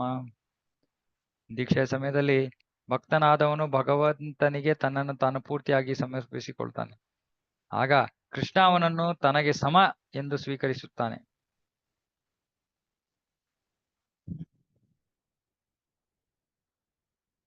ಭಕ್ತನ ದೇಹವು ಹೀಗೆ ಆಧ್ಯಾತ್ಮಿಕ ಅಸ್ತಿತ್ವವಾಗಿ ಪರಿವರ್ತನೆಯಾದಾಗ ಭಕ್ತನು ಆ ದಿವ್ಯ ಶರೀರದಿಂದ ಭಗವಂತನ ಪಾದ ಪದ್ಮಗಳ ಸೇವೆ ಮಾಡುವನು. ಸೊ ದೀಕ್ಷೆ ಸಮಯದಲ್ಲೇ ಭಕ್ತನ ಶರೀರ ಆಧ್ಯಾತ್ಮಿಕವಾಗಿ ಪರಿವರ್ತಿತವಾಗೋಗುತ್ತೆ ಅಂತ ಹೇಳಿ ಹೇಳ್ತಾ ಇದ್ದಾರೆ. ಆ ದಿವ್ಯ ಶರೀರದಿಂದ ಭಗವಂತನ ಪಾದಕಮಲಗಳ ಸೇವೆಯನ್ನು ಅವನು ಮಾಡ್ತಾನೆ. ಹುಟ್ಟು ಸಾವುಗಳಿಗೆ ಒಳಗಾಗುವ ಜೀವಿಯು ತನ್ನ ಲೌಕಿಕ ಚಟುವಟಿಕೆಗಳನ್ನೆಲ್ಲ ತೊರೆದು ತನ್ನ ಆಣತಿಯನ್ನು ಪಾಲಿಸಲು ತನ್ನ ಜೀವವನ್ನೇ ಮುಡಿಪಾಗಿಟ್ಟಾಗ ಮತ್ತು ನನ್ನ ನಿರ್ದೇಶನದ ಪ್ರಕಾರ ನಡೆದಾಗ ಅಮೃತತ್ವವನ್ನು ಪಡೆಯುತ್ತಾನೆ. ಈ ರೀತಿಯಲ್ಲಿ ನನ್ನೊಂದಿಗೆ ಪ್ರೇಮ ರಸವನ್ನು ಹಂಚಿಕೊಳ್ಳುವುದರಿಂದ ಬರುವ ಆಧ್ಯಾತ್ಮಿಕ ಆನಂದವನ್ನು ಸವಿಯಲು ಅವನು ಅರ್ಹನಾಗುತ್ತಾನೆ. ಕೃಷ್ಣನು ಹೇಗೋ ಸನಾತನ ಗೋಸ್ವಾಮಿಯವರ ದೇಹದ ಮೇಲೆ ಈ ತುರಿಕೆ ಹುಣ್ಣುಗಳನ್ನು ಪ್ರಕಟಪಡಿಸಿ ನನ್ನನ್ನು ಪರೀಕ್ಷಿಸಲು ಇಲ್ಲಿಗೆ ಕಳುಹಿಸಿದ್ದಾನೆ. ನಾನು ಸನಾತನ ಗೋಸ್ವಾಮಿಯರನ್ನು ದ್ವೇಷಿಸಿ ಅವರನ್ನು ತಬ್ಬಿಕೊಳ್ಳದಿದ್ದರೆ ಕೃಷ್ಣನಿಗೆ ಅಪರಾಧ ಮಾಡಿದ್ದಕ್ಕಾಗಿ ಶಿಕ್ಷಿಸಲ್ಪಡುತ್ತಿದ್ದೆ. ಸನಾತನ ಗೋಸ್ವಾಮಿಯವರು ಕೃಷ್ಣನ ಸಹಚರರಲ್ಲೊಬ್ಬರು. ಅವರ ದೇಹದಿಂದ ಕೆಟ್ಟ ವಾಸನೆ ಬರಲು ಸಾಧ್ಯವಿಲ್ಲ. ನಾನು ಮೊದಲ ದಿನ ಅವರನ್ನು ಅಪ್ಪಿಕೊಂಡಾಗ ನನಗೆ ಚತುಸ್ಸಮ ಅಂದ್ರೆ ಚಂದನ, ಕರ್ಪೂರ, ಅಗುರು, ಕಸ್ತೂರಿಗಳ ಮಿಶ್ರಣ ಅದರ ವಾಸನೆ ಬಂದಿತು. ವಾಸ್ತವವಾಗಿ ಚೈತನ್ಯ ಮಹಾಪ್ರಭುಗಳು ಸನಾತನ ಗೋಸ್ವಾಮಿ ಅವರ ದೇಹವನ್ನು ತಬ್ಬಿಕೊಂಡಾಗ ಪ್ರಭುಗಳ ಸ್ಪರ್ಶ ಮಾತ್ರದಿಂದಲೇ ಶ್ರೀಗಂಧದ ಕಂಪು ಸೂಸುತ್ತಿತ್ತು. ಚೈತನ್ಯ ಮಹಾಪ್ರಭುಗಳು ಮುಂದುವರೆದು ಹೇಳಿದರು, ಪ್ರಿಯ ಸನಾತನರೇ, ದುಃಖಿಸಬೇಡಿ. ನಿಮ್ಮನ್ನು ತಬ್ಬಿಕೊಳ್ಳುವುದರಿಂದ ವಾಸ್ತವವಾಗಿ ನನಗೆ ತುಂಬಾ ಸಂತೋಷವಾಗುತ್ತದೆ. 1 ವರ್ಷ ನನ್ನ ಜೊತೆ ಜಗನ್ನಾಥಪುರಿಯಲ್ಲಿರಿ. ಅದಾದ ನಂತರ ನಾನು ನಿಮ್ಮನ್ನು ವೃಂದಾವನಕ್ಕೆ ಕಳಿಸಿಕೊಡುತ್ತೇನೆ. ಹೀಗೆ ಹೇಳಿ ಚೈತನ್ಯ ಮಹಾಪ್ರಭುಗಳು ಮತ್ತೆ ಸನಾತನ ಗೋಸ್ವಾಮಿಗಳನ್ನು ತಬ್ಬಿಕೊಂಡರು. ಕೂಡಲೇ ಸನಾತನರ ತುರಿಕಜ್ಜಿ ಮಾಯವಾಯಿತು. ಅವರ ಇಡೀ ದೇಹವು ಚಿನ್ನದಂತೆ ಹೊಳೆಯಿತು. ಈ ಬದಲಾವಣೆಯನ್ನು ನೋಡಿ ನಿಬ್ಬೆರಗಾದ ಹರಿದಾಸ ಠಾಕೂರರು ಪ್ರಭುಗಳಿಗೆ ಹೇಳಿದರು, ಇದು ನಿಮ್ಮ ಲೀಲೆ. ಪ್ರಿಯ ಪ್ರಭು, ನೀವು ಸನಾತನ ಗೋಸ್ವಾಮಿಗಳಿಗೆ ಜಾರಖಂಡದ ನೀರು ಕುಡಿಯುವಂತೆ ಮಾಡಿದಿರಿ ಮತ್ತು ಅದರ ಪರಿಣಾಮವಾಗಿ ಅವರ ದೇಹದಲ್ಲಿ ತುರಿಕಜ್ಜಿ ಬರುವಂತೆ ಮಾಡಿದಿರಿ. ಈ ತುರಿಯ ಹುಣ್ಣುಗಳನ್ನುಂಟು ಮಾಡಿ ನೀವು ಸನಾತನ ಗೋಸ್ವಾಮಿಗಳನ್ನು ಪರೀಕ್ಷಿಸಿದಿರಿ. ಯಾರೂ ನಿಮ್ಮ ದಿವ್ಯ ಲೀಲೆಗಳನ್ನು ಅರಿಯಲು ಸಾಧ್ಯವಿಲ್ಲ. ಹರಿದಾಸ ಠಾಕೂರ ಹಾಗೂ ಸನಾತನ ಗೋಸ್ವಾಮಿ ಇಬ್ಬರನ್ನು ಆಲಿಂಗಿಸಿದ ನಂತರ ಚೈತನ್ಯ ಮಹಾಪ್ರಭುಗಳು ತಮ್ಮ ಮನೆಗೆ ಹಿಂದಿರುಗಿದರು. ಅನಂತರ ಪ್ರೇಮಾತಿರೇಕದಿಂದ ಹರಿದಾಸ ಠಾಕೂರ ಮತ್ತು ಸನಾತನ ಗೋಸ್ವಾಮಿಗಳು ಪ್ರಭುಗಳ ದಿವ್ಯ ಗುಣಗಳನ್ನು ಬಣ್ಣಿಸಲಾರಂಭಿಸಿದರು. ಹೀಗೆ ಸನಾತನ ಗೋಸ್ವಾಮಿಗಳು ಶ್ರೀ ಚೈತನ್ಯ ಮಹಾಪ್ರಭುಗಳ ಆಶ್ರಯದಲ್ಲಿ ಇದ್ದರು ಮತ್ತು ಹರಿದಾಸ ಠಾಕೂರರ ಜೊತೆ ಚೈತನ್ಯ ಮಹಾಪ್ರಭುಗಳ ದಿವ್ಯ ಗುಣಗಳ ಬಗ್ಗೆ ಚರ್ಚೆ ನಡೆಸಿದರು. ಅವರು ದೋಲಯಾತ್ರೆ ಉತ್ಸವವನ್ನು ನೋಡಿದ ನಂತರ ಚೈತನ್ಯ ಮಹಾಪ್ರಭುಗಳು ಸನಾತನ ಗೋಸ್ವಾಮಿಗಳಿಗೆ ಬೃಂದಾವನದಲ್ಲಿ ಏನು ಮಾಡಬೇಕೆಂಬುದನ್ನು ಹೇಳಿ ಬೀಳ್ಕೊಟ್ಟರು. ಸನಾತನ ಗೋಸ್ವಾಮಿಗಳು ಮತ್ತು ಚೈತನ್ಯ ಮಹಾಪ್ರಭುಗಳು ಪರಸ್ಪರ ಅಗಲಿದ ದೃಶ್ಯವು ಎಷ್ಟು ಮನ ಕರಗಿಸುವಂತಿತ್ತು ಎಂದರೆ ಅದನ್ನು ಇಲ್ಲಿ ಬಣ್ಣಿಸಲಾಗದು. ಸನಾತನ ಗೋಸ್ವಾಮಿಗಳು ಬೃಂದಾವನಕ್ಕೆ ಚೈತನ್ಯ ಮಹಾಪ್ರಭುಗಳು ಹೋದ ಕಾಡಿನ ದಾರಿಯಲ್ಲಿಯೇ ಹೋಗಲು ತೀರ್ಮಾನಿಸಿದರು. ಚೈತನ್ಯ ಮಹಾಪ್ರಭುಗಳು ತಮ್ಮ ಲೀಲೆಗಳನ್ನು ಯಾವ ಯಾವ ಹಳ್ಳಿಗಳು, ನದಿಗಳು ಮತ್ತು ಬೆಟ್ಟ ಗುಡ್ಡಗಳಲ್ಲಿ ಮಾಡಿದರೋ ಎಂಬುದನ್ನು ಸನಾತನ ಗೋಸ್ವಾಮಿಗಳು ಬಲಭದ್ರ ಭಟ್ಟಾಚಾರ್ಯರಿಂದ ತಿಳ್ಕೊಂಡು ಬರೆದುಕೊಂಡರು. ಸನಾತನ ಗೋಸ್ವಾಮಿಯವರು ಚೈತನ್ಯ ಮಹಾಪ್ರಭುಗಳ ಎಲ್ಲಾ ಭಕ್ತರನ್ನು ಭೇಟಿ ಮಾಡಿ ಅನಂತರ ಆ ದಾರಿಯಲ್ಲೇ ಪ್ರಯಾಣ ಮಾಡಿ ಚೈತನ್ಯ ಮಹಾಪ್ರಭುಗಳು ಭೇಟಿ ಮಾಡಿದ ಸ್ಥಳಗಳೆಲ್ಲ ಹೋದರು. ಚೈತನ್ಯ ಮಹಾಪ್ರಭುಗಳು ಲೀಲೆಗಳನ್ನು ಮಾಡಿದ ಮಾರ್ಗ ಮಧ್ಯದ ಸ್ಥಳವೊಂದಕ್ಕೆ ಸನಾತನ ಗೋಸ್ವಾಮಿಗಳು ಭೇಟಿ ನೀಡಿದೊಡನೆ ಪ್ರೇಮಾವೇಶದಿಂದ ತುಂಬಿ ಹೋದರು. ಹೀಗೆ ಸನಾತನ ಗೋಸ್ವಾಮಿಗಳು ವೃಂದಾವನವನ್ನು ಸೇರಿದರು. ಅನಂತರ ರೂಪ ಗೋಸ್ವಾಮಿಯವರು ಅಲ್ಲಿಗೆ ಬಂದು ಅವರನ್ನು ಭೇಟಿ ಮಾಡಿದರು. ಬಂಧು ಬಾಂಧವರನ್ನು ತಕ್ಕ ಸ್ಥಾನಮಾನಗಳಲ್ಲಿಡಲು ತಮ್ಮ ಹಣವನ್ನು ವಿಭಾಗ ಮಾಡುತ್ತಿದ್ದುದರಿಂದ ಶ್ರೀಲ ರೂಪ ಗೋಸ್ವಾಮಿಗಳಿಗೆ ಬಂಗಾಳದಲ್ಲಿ 1 ವರ್ಷ ತಡವಾಯಿತು. ಅವರು ಬಂಗಾಳದಲ್ಲಿ ಸಂಗ್ರಹಿಸಿದ್ದ ಹಣವನ್ನೆಲ್ಲ ತನ್ನ ಬಂಧು ಬಾಂಧವರಿಗೆ, ಬ್ರಾಹ್ಮಣರಿಗೆ ಮತ್ತು ದೇವಸ್ಥಾನಗಳಿಗೆ ಹಂಚಿದರು. ಹೀಗೆ ತಮ್ಮ ಮನಸ್ಸಿನಲ್ಲಿದ್ದ ಎಲ್ಲಾ ಕೆಲಸಗಳನ್ನು ಮುಗಿಸಿ ನಿಶ್ಚಿಂತೆಯಿಂದ ಅವರು ವೃಂದಾವನಕ್ಕೆ ಹಿಂದಿರುಗಿದರು. ಆ ಸಹೋದರರು ವೃಂದಾವನದಲ್ಲಿ ಸಂಧಿಸಿದರು. ಚೈತನ್ಯ ಮಹಾಪ್ರಭುಗಳ ಇಚ್ಛೆಯನ್ನು ಪೂರೈಸಲು ಅಲ್ಲೇ ಉಳಿದರು. ಶ್ರೀಲ ರೂಪ ಗೋಸ್ವಾಮಿ ಮತ್ತು ಸನಾತನ ಗೋಸ್ವಾಮಿಗಳು ಅನೇಕ ಶಾಸ್ತ್ರಾಧಾರಗಳನ್ನು ಸಂಗ್ರಹಿಸಿ ವೃಂದಾವನದ ನಷ್ಟವಾದ ಪುಣ್ಯಕ್ಷೇತ್ರಗಳ ಸ್ಥಳಗಳನ್ನೆಲ್ಲ ಉತ್ಖನನ ಮಾಡಿ ತೆಗೆಸಿದರು. ಹೀಗೆ ಅವರು ಕೃಷ್ಣನ ಪೂಜೆಗಾಗಿ ದೇವಸ್ಥಾನಗಳನ್ನು ಸ್ಥಾಪಿಸಿದರು. ಶ್ರೀಲ ಸನಾತನ ಗೋಸ್ವಾಮಿಗಳು ಬೃಹತ್ ಭಾಗವತಾಮೃತ ಎಂಬ ಕೃತಿಯನ್ನು ರಚಿಸಿದರು. ಈ ಕೃತಿಯಿಂದ ಯಾರು ಭಕ್ತರು ಭಕ್ತಿ ಎಂದರೇನು, ಪರಮಸತ್ಯನಾದ ಕೃಷ್ಣ ಯಾರು ಎಂಬುದನ್ನೆಲ್ಲ ತಿಳಿದುಕೊಳ್ಳಬಹುದು. ಶ್ರೀಲ ಸನಾತನ ಗೋಸ್ವಾಮಿಗಳು 10ನೆಯ ಸ್ಕಂದದ ಮೇಲೆ ದಶಮ ಟಿಪ್ಪಣಿ ಎಂಬ ವ್ಯಾಖ್ಯಾನ ಬರೆದರು. ಅದರಿಂದ ನಾವು ಕೃಷ್ಣನ ಲೀಲೆಗಳನ್ನು, ಪ್ರೇಮಾತಿಶಯಗಳನ್ನು ತಿಳಿದುಕೊಳ್ಳಬಹುದು. ದಶಮ ಟಿಪ್ಪಣಿ. ಅವರು ಹರಿಭಕ್ತಿ ವಿಲಾಸವೆಂಬ ಕೃತಿಯನ್ನು ರಚಿಸಿದರು.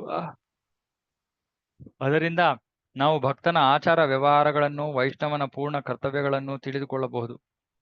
ಆದ್ದರಿಂದ ಹರಿಭಕ್ತಿ ವಿಲಾಸದಿಂದ. ಶ್ರೀಲ ಸನಾತನ ಗೋಸ್ವಾಮಿಗಳು ಇನ್ನೂ ಕೆಲವು ಪುಸ್ತಕಗಳನ್ನು ರಚಿಸಿದರು. ಅವನ್ನೆಲ್ಲ ಯಾರು ಪಟ್ಟಿ ಮಾಡಲು ಸಾಧ್ಯ?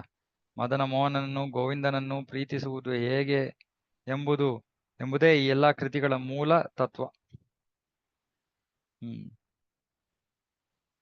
ಭಕ್ತಿ ರತ್ನಾಕರ ಎಂಬ ಕೃತಿಯು ಶ್ರೀಲ ಸನಾತನ ಗೋಸ್ವಾಮಿಗಳ ಈ ಕೃತಿಗಳನ್ನು ಉಲ್ಲೇಖಿಸುತ್ತದೆ.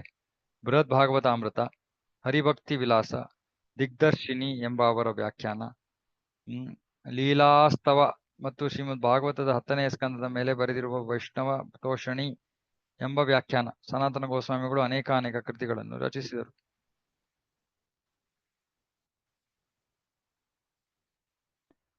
ಶ್ರೀಲ ರೂಪ ಗೋಸ್ವಾಮಿಗಳು ಅನೇಕ ಕೃತಿಗಳನ್ನು ರಚಿಸಿದರು. ಅವುಗಳಲ್ಲಿ ಅತ್ಯಂತ ಪ್ರಖ್ಯಾತವಾದುದೆಂದರೆ ಭಕ್ತಿರಸಾಮೃತ ಸಿಂಧು.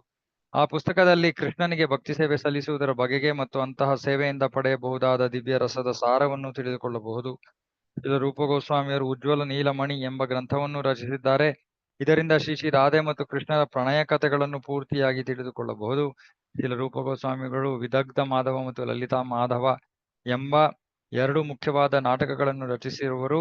ಇವುಗಳಿಂದ ಕೃಷ್ಣನ ಲೀಲಾ ವಿನೋದಗಳ ರಸವನ್ನು ಸವಿಯಬಹುದು.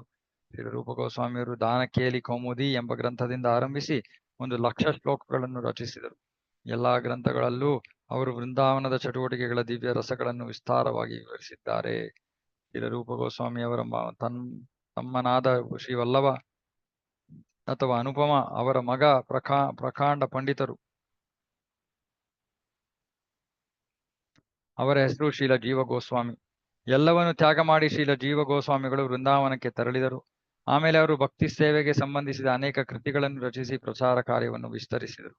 ವಿಶೇಷವಾಗಿ ಶ್ರೀಲ ಜೀವ ಗೋಸ್ವಾಮಿಗಳು ಭಾಗವತ ಸಂದರ್ಭ ಅಥವಾ ಷಟ್ ಸಂದರ್ಭ ಎಂಬ ಕೃತಿಯನ್ನು ರಚಿಸಿದರು. ಇದು ಎಲ್ಲಾ ಧರ್ಮಗ್ರಂಥಗಳ ಸಾರ. ಈ ಪುಸ್ತಕದಲ್ಲಿ ಭಗವಂತನ ಸೇವೆ ಹಾಗೂ ಭಗವಂತನ ಬಗ್ಗೆ ನಿರ್ಣಾಯಕವಾದ ಮಾಹಿತಿ ಇದೆ. ಸಕಲ ವೈದಿಕ ಸಾಹಿತ್ಯದ ಸಾರವಾದ ಗೋಪಾಲ ಚಂಪು ಎಂಬ ಕೃತಿಯನ್ನೂ ಅವರು ರಚಿಸಿದರು. ಈ ಕೃತಿಯಲ್ಲಿ ವೃಂದಾವನದಲ್ಲಿ ರಾಧೆ ಮತ್ತು ಕೃಷ್ಣರ ಪ್ರೇಮಾವೇಶ ಪೂರಿತವಾದ ಲೀಲೆಗಳನ್ನು ಬಣ್ಣಿಸಲಾಗಿದೆ. ಈ ಗೋಪಾಲ ಚಂಪುವಿನಲ್ಲಿ ಭಾಗವತದಲ್ಲಿ ಕೇವಲ ಕೃಷ್ಣನಿಗೆ ನೇರವಾಗಿ ಕೃಷ್ಣನ ಸಂಬಂಧಿತವಾದ ವಿಷಯಗಳು. ಗೋಪಾಲ ಚಂಪುವಿನಲ್ಲಿ ಕೃಷ್ಣ ಮಥುರೆಯಿಂದ ಹೋದಾಗ್ಲೂ ಕೂಡ ನಡೀತಾ ಇದ್ದಂತಹ ವಿಷಯಗಳ ನಿರೂಪಣೆ ಇದೆ. ತುಂಬಾ ಅದ್ಭುತವಾದ ಗ್ರಂಥ. ಇದನ್ನ ಒಂದು ಸಾರಾಂಶ ರೂಪದಲ್ಲಿ ಪ್ರಸ್ತುತಪಡಿಸ್ಬೇಕು ಅನ್ನೋ ಒಂದು ಇಚ್ಛೆ ಇದೆ ನನಗೆ. ನೋಡೋಣ, ಭಗವಂತನ ಕೃಪೆ, ಗುರುಗಳ ಕೃಪೆ ಇದ್ರೆ ಆಗ್ಬೋದು ಆ ಕೆಲಸ. ಷಟ್ ಸಂದರ್ಭದಲ್ಲಿ ಶ್ರೀಲ ಜೀವ ಗೋಸ್ವಾಮಿಗಳು ಶ್ರೀಕೃಷ್ಣನ ದಿವ್ಯ ಪ್ರೇಮದ ಬಗೆಗಿನ ಸತ್ಯಗಳನ್ನು ಹೇಳಿದ್ದಾರೆ. ಹೀಗೆ ಅವರು ತಮ್ಮ ಎಲ್ಲಾ ಕೃತಿಗಳಲ್ಲಿ 4,00,000 ಶ್ಲೋಕಗಳನ್ನು ರಚಿಸಿದ್ದಾರೆ. ಜೀವ ಗೋಸ್ವಾಮಿಗಳು ಬಂಗಾಳದಿಂದ ಮಥುರೆಗೆ ಹೋಗ ಬಯಸಿದಾಗ ಶ್ರೀಲ ನಿತ್ಯಾನಂದ ಪ್ರಭುಗಳ ಅನುಮತಿ ಬೇಡಿದರು. ಚೈತನ್ಯ ಮಹಾಪ್ರಭುಗಳ ಅನುಗ್ರಹಕ್ಕೆ ಪಾತ್ರರಾದ ರೂಪ ಗೋಸ್ವಾಮಿ ಮತ್ತು ಸನಾತನ ಗೋಸ್ವಾಮಿಗಳೊಂದಿಗೆ ಜೀವ ಗೋಸ್ವಾಮಿಗಳ ಸಂಬಂಧವಿತ್ತು. ಈ ಸಂಬಂಧದಿಂದಾಗಿ ನಿತ್ಯಾನಂದ ಪ್ರಭುಗಳು ತಮ್ಮ ಪಾದವನ್ನು ಶ್ರೀಲ ಜೀವ ಗೋಸ್ವಾಮಿಗಳ ತಲೆ ಮೇಲಿರಿಸಿ ಅವರನ್ನು ತಬ್ಬಿಕೊಂಡರು. ಶ್ರೀ ನಿತ್ಯಾನಂದ ಪ್ರಭುಗಳು ಅಪ್ಪಣೆ ಮಾಡಿದರು, ನೀವು ಬೇಗನೆ ವೃಂದಾವನಕ್ಕೆ ಹೋಗಿ. ನಿಮ್ಮ ಕುಟುಂಬಕ್ಕೆ, ನಿಮ್ಮ ತಂದೆಗೆ, ನಿಮ್ಮ ಮಾವಂದರಿಗೆ ಶ್ರೀ ಚೈತನ್ಯ ಮಹಾಪ್ರಭುಗಳು ಆ ಸ್ಥಳ ನಿಗದಿ ಮಾಡಿರುವುದರಿಂದ ನೀವು ಕೂಡಲೇ ಆ ಸ್ಥಳಕ್ಕೆ ಹೋಗಬೇಕು. ನಿತ್ಯಾನಂದ ಪ್ರಭುಗಳ ಆಜ್ಞೆ ಮೇರೆಗೆ ಅವರು ವೃಂದಾವನಕ್ಕೆ ಹೋಗಿ ಅಲ್ಲಿ ಅವರ ಆಜ್ಞೆಯ ಫಲವನ್ನು ಸಾಧಿಸಿದರು. ಏಕೆಂದರೆ ಅವರು ಬಹುಕಾಲ ಅನೇಕ ಕೃತಿಗಳ ರಚನೆ ಮಾಡಿದರು ಮತ್ತು ಅಲ್ಲಿ ಭಕ್ತಿ ಪಂಥದ ಪ್ರಚಾರ ಮಾಡಿದರು. ಇವರು ಮೂವರು, ರೂಪ ಗೋಸ್ವಾಮಿ, ಸನಾತನ ಗೋಸ್ವಾಮಿ ಮತ್ತು ಜೀವ ಗೋಸ್ವಾಮಿ, ನನ್ನ ಆಧ್ಯಾತ್ಮಿಕ ಗುರುಗಳು, ಮತ್ತು ರಘುನಾಥ ದಾಸ ಗೋಸ್ವಾಮಿಯೂ ನನ್ನ ಗುರುಗಳು. ನಾನು ಅವರ ಸೇವಕನಾದ್ದರಿಂದ ಅವರ ಪಾದಪದ್ಮಗಳನ್ನು ಪೂಜಿಸುತ್ತೇನೆ. ಹೀಗೆ ಪ್ರಭುಗಳು ಹೇಗೆ ಸನಾತನ ಗೋಸ್ವಾಮಿಗಳನ್ನು ಪುನಃ ಭೇಟಿ ಮಾಡಿದರು ಎಂಬುದನ್ನು ವಿವರಿಸಿದ್ದೇನೆ. ಇದನ್ನು ಕೇಳಿ ನಾನು ಪ್ರಭುಗಳ ಆಶಯವನ್ನು ತಿಳಿಯಬಲ್ಲೆ. ಚೈತನ್ಯ ಮಹಾಪ್ರಭುಗಳ ಈ ಲಕ್ಷಣಗಳು ಕಬ್ಬಿನಂತೆ. ಇದನ್ನು ಅಗಿದು ದಿವ್ಯ ರಸವನ್ನು ಸವಿಯಬಹುದು. ಇದರ ರೂಪ ಹಾಗೂ ಶ್ರೀ ರಘುನಾಥರ ಪದತಲದಲ್ಲಿ ಕುಳಿತು ಅವರ ಅನುಗ್ರಹ ನನ್ನ ಮೇಲಿರಲಿ ಎಂದು ಪ್ರಾರ್ಥಿಸುತ್ತಾ ಆ ಮಹನೀಯರು ನಡೆದ ಹಾದಿಯಲ್ಲಿ ನಡೆಯುತ್ತಾ ಕೃಷ್ಣದಾಸನಾದ ನಾನು ಚೈತನ್ಯ ಚರಿತಾಮೃತವನ್ನು ಕಥಿಸುತ್ತೇನೆ. ಅಧ್ಯಾಯ 5.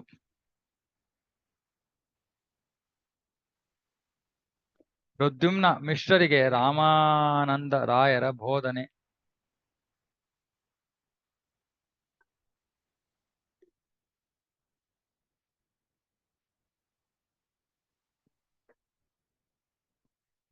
ಐಹಿಕ ಕಾರ್ಯ ಚಟುವಟಿಕೆಗಳ ಸೋಂಕು ನನಗೆ ತಗುಲಿದೆ ಹಾಗೂ ಈರ್ಷ್ಯೆ ಎಂಬ ಹುಣ್ಣುಗಳು ನನ್ನನ್ನು ಬಾಧಿಸುತ್ತಿವೆ. ಅದರಿಂದ ವಿನಯಶೀಲತೆಯ ಕಡಲಿಗೆ ಬಿದ್ದು ನಾನು ಚೈತನ್ಯ ಮಹಾಪ್ರಭುಗಳೆಂಬ ಘನ ವೈದ್ಯರ ಆಶ್ರಯ ಪಡೆಯುತ್ತೇನೆ. ವಿನಯಶೀಲತೆಯ ಕಡಲಿಗೆ ಬಿದ್ದು ಚೈತನ್ಯ ಮಹಾಪ್ರಭುಗಳೆಂಬ ಘನ ವೈದ್ಯರ ಆಶ್ರಯ ಪಡೆಯುತ್ತೇನೆ. ಮಾತೆ ಸಚಿಯ ಸುತ ಶ್ರೀ ಚೈತನ್ಯ ಮಹಾಪ್ರಭುಗಳೇ ಮಂಗಳವಾಗಲಿ. ನಿತ್ಯಾನಂದ ಪ್ರಭುಗಳಿಗೆ ಮಂಗಳವಾಗಲಿ. ದಿಟದಲ್ಲಿ ನಿತ್ಯಾನಂದರು ತುಂಬಾ ಶ್ಲಾಘ್ಯರು ಹಾಗೂ ದಯಾಶೀಲರು.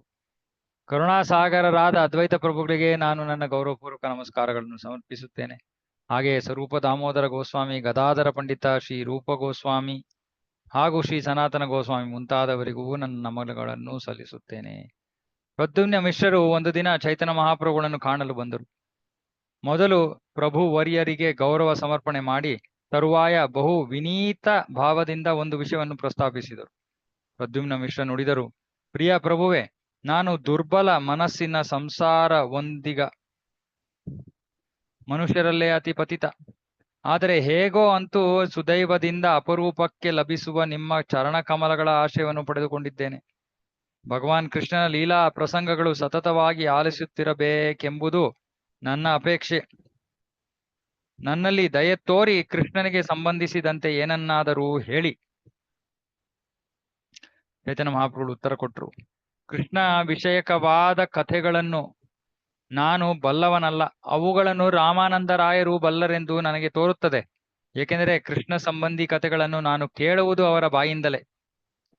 ಕೃಷ್ಣ ವಿಷಯಕವಾದ ಕಥಾ ಶ್ರವಣದಲ್ಲಿ ನಿಮಗೆ ಒಲವು ಹುಟ್ಟಿರುವುದು ನಿಮ್ಮ ಅದೃಷ್ಟವೇ ಸರಿ. ಈ ಸಂಬಂಧದಲ್ಲಿ ನೀವು ಹಿಡಿಯಬಹುದಾದ ಅತ್ಯುತ್ತಮ ಮಾರ್ಗವೆಂದರೆ ರಾಮಾನಂದರಾಯರ ಬಳಿ ಹೋಗಿ ಅವರಿಂದ ಕಥಾಶ್ರವಣ ಮಾಡುವುದು. ಭಗವಂತ ತಾನೇ ಹೇಳ್ತಾ ಇದ್ದಾರೆ, ನನಗೆ ಕೃಷ್ಣನ ಬಗ್ಗೆ ವಿಷಯ ಗೊತ್ತಿಲ್ಲ, ರಾಮಾನಂದರಾಯರ ಹತ್ರ ಹೋಗಿ ಅಂತ. ಕೃಷ್ಣ ವಿಷಯಕವಾದ ಸಂಗತಿಗಳನ್ನು ಕೇಳುವುದರಲ್ಲಿ ನೀವು ಅಭಿರುಚಿ ಬೆಳೆಸಿಕೊಂಡಿರುವುದು ನನಗೆ ಅರ್ಥವಾಗುತ್ತದೆ. ಆದ್ದರಿಂದ ನೀವು ಪರಮ ಭಾಗ್ಯಶಾಲಿಗಳು. ನೀವೊಬ್ಬರೇ ಅಲ್ಲ, ಈ ವಿಚಾರದಲ್ಲಿ ಯಾರು ಯಾರಿಗೆ ಅಭಿರುಚಿ ಉಂಟಾಗುವುದೋ ಅವರೆಲ್ಲರೂ ಭಾಗ್ಯಶಾಲಿಗಳೇ. ಕೃಷ್ಣ ಕಥಾಯ ರುಚಿ ತೋಮಾರ್ ಬಡ ಭಾಗ್ಯವಾನ್, ಯಾರ ಕೃಷ್ಣ ಕಥಾಯ ರುಚಿ ಸೈ ಭಾಗ್ಯವಾನ್. ಯಾರಿಗೆ ಕೃಷ್ಣನ ವಿಷಯವಾಗಿ, ಇಲ್ಲಿ ನೇರವಾಗಿ ಕೃಷ್ಣನ ವಿಷಯವಾಗಿ ಮಾತಾಡ್ತಾ ಇದ್ದಾರೆ, ಬೇರೆ ಅವತಾರಗಳಲ್ಲ. ಕೃಷ್ಣನ ಬಗ್ಗೆ ಶ್ರವಣ ಮಾಡಕ್ಕೆ ಯಾರಿಗೆ ಆಸಕ್ತಿ ಇದೆ, ಅಭಿರುಚಿ ಇದ್ದರೆ ಅವರು ಭಾಗ್ಯವಂತರು.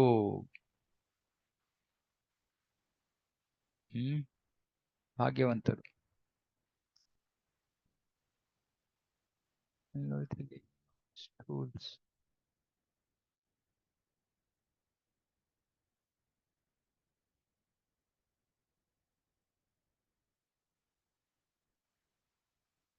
ಓಕೆ, ಒಂದು ನಿಮಿಷ.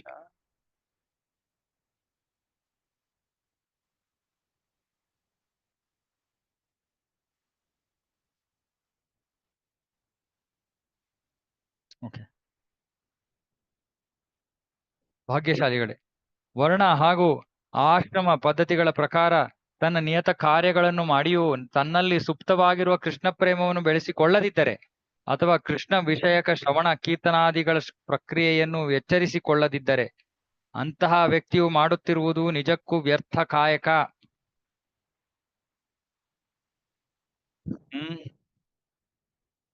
ಧರ್ಮಸ್ವನುಷ್ಠಿತ ಪಂಸಾಂ ವಿಶ್ವಕ್ಸೇನ ಕಥಾಸೂಯ ನೋತ್ಪಾದಯೇದ್ ಯತಿರತಿಂ ಶಮ ಏವ ಹಿ ಕೇವಲಂ.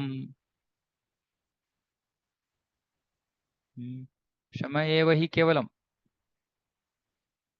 ಕೃಷ್ಣನ ಕುರಿತಾಗಿ ಶ್ರವಣ ಕೀರ್ತನಾದಿಗಳ ಪ್ರಕ್ರಿಯೆಯನ್ನು ಎಚ್ಚರಿಸಿಕೊಳ್ಳದಿದ್ದರೆ ವ್ಯರ್ಥ. ಚೈತನ್ಯ ಮಹಾಪ್ರಭುಗಳಿಂದ ಈ ಸಲಹೆ ಪಡೆದ ಪ್ರದ್ಯುಮ್ನ ಮಿಶ್ರ ರಾಮಾನಂದರಾಯರ ಮನೆಗೆ ಹೋದರು. ಅಲ್ಲಿ ರಾಮಾನಂದರಾಯರ ಸೇವಕನು ಮಿಶ್ರರಿಗೆ ಯಥೋಚಿತವಾದ ಆಸನವನ್ನು ನೀಡಿದನು. ರಾಮಾನಂದರಾಯನನ್ನು ಬೇಗ ದರ್ಶಿಸುವುದು ಪ್ರದ್ಯುಮ್ನ ಮಿಶ್ರರಿಗೆ ಸಾಧ್ಯವಾಗಲಿಲ್ಲ. ಆಗ ಅವರು ರಾಯರ ಚಟುವಟಿಕೆಗಳ ಬಗೆಗೆ ರಾಯರ ಮನೆಯಾಳನ್ನು ವಿಚಾರಿಸಿದರು. ಶ್ರೀ ರಾಮಾನಂದರಾಯರು ಮಾಡುತ್ತಿದ್ದ ಕಾರ್ಯಗಳ ಬಗೆಗೆ ಅವರ ಮನೆಯಾಳು ವಿವರಿಸಲು ಪ್ರಾರಂಭಿಸಿದರು. ಈ ಊರಿನಲ್ಲಿ ಇಬ್ಬರು ಪರಮ ಚೆಲುವೆಯರಾದ ಬಾಲ ನರ್ತಕಿಯರಿದ್ದಾರೆ. ಕೇಳಿದನ ಆಶ್ಚರ್ಯಕರ. ಅವರು ಯೌವನದಿಂದ ಶೋಭಿಸುತ್ತಿರುವರಲ್ಲದೆ ನೃತ್ಯ ಗೀತೆಗಳಲ್ಲಿ ನಿಪುಣೆಯರೂ ಆಗಿದ್ದಾರೆ. ಶ್ರೀ ರಾಮಾನಂದರಾಯರು ಆ ಬಾಲಕಿಯರನ್ನು ಉದ್ಯಾನವೊಂದರ ಏಕಾಂತ ಸ್ಥಳಕ್ಕೆ ಕರೆದೊಯ್ದಿದ್ದಾರೆ. ತಾವೇ ರಚಿಸಿರುವ ನಾಟಕದಲ್ಲಿನ ಹಾಡುಗಳಿಗೆ ತಕ್ಕ ಹಾಗೆ ನರ್ತಿಸಲು ರಾಯರು ಅಲ್ಲಿ ಈ ಬಾಲಕಿಯರಿಗೆ ಹೇಳಿಕೊಡುತ್ತಿದ್ದಾರೆ. ದಯಮಾಡಿ ಇಲ್ಲಿ ಕುಳಿತಿದ್ದು ಕೆಲ ಕ್ಷಣಗಳ ಕಾಲ ಕಾಯುತ್ತಿರಿ. ರಾಯರು ಬಂದೊಡನೆ ನೀವು ಏನೇ ಆಜ್ಞೆ ನೀಡಿದರೂ ಅದನ್ನು ನಡೆಸಿಕೊಡುತ್ತಾರೆ. ಪ್ರದ್ಯುಮ್ನ ಮಿಶ್ರರು ಅಲ್ಲಿ ಕುಳಿತಿದ್ದಂತೆಯೇ ಇತ್ತ ರಾಮಾನಂದರಾಯರು ಈ ಈರ್ವರು ಬಾಲಕಿಯರನ್ನು ನಿರ್ಜನ ಸ್ಥಳಕ್ಕೆ ಕರೆದೊಯ್ದರು. ಶ್ರೀ ರಾಮಾನಂದರಾಯರು ಸ್ವಂತ ಕೈಗಳನ್ನು ಬಳಸಿ ಆ ಬಾಲಕಿಯರ ದೇಹಗಳಿಗೆ ತೈಲ ಹಚ್ಚಿ ಮರ್ದಿಸಿದರು. ಅಷ್ಟೇಕೆ ದಿಟದಲ್ಲಿ ರಾಯರು ತಮ್ಮ ಕೈಗಳಿಂದ ಆ ಬಾಲಕಿಯರ ಇಡೀ ಶರೀರಗಳನ್ನು ಸ್ವಚ್ಛಗೊಳಿಸಿದರು. ರಾಮಾನಂದರಾಯರು ಸ್ವಹಸ್ತದಿಂದ ಆ ಯುವ ಬಾಲಕಿಯರ ದೇಹಗಳನ್ನು ಶೃಂಗರಿಸಿದರಾದರೂ ಅವರ ಮನಸ್ಸು ವಿಕಾರಕ್ಕೊಳಗಾಗಲಿಲ್ಲ. ಶ್ರೀ ರಾಮಾನಂದರಾಯರ ಮನಸ್ಸು ಅಷ್ಟು ಪರಿಶುದ್ಧವಾದದ್ದಾಗಿತ್ತು.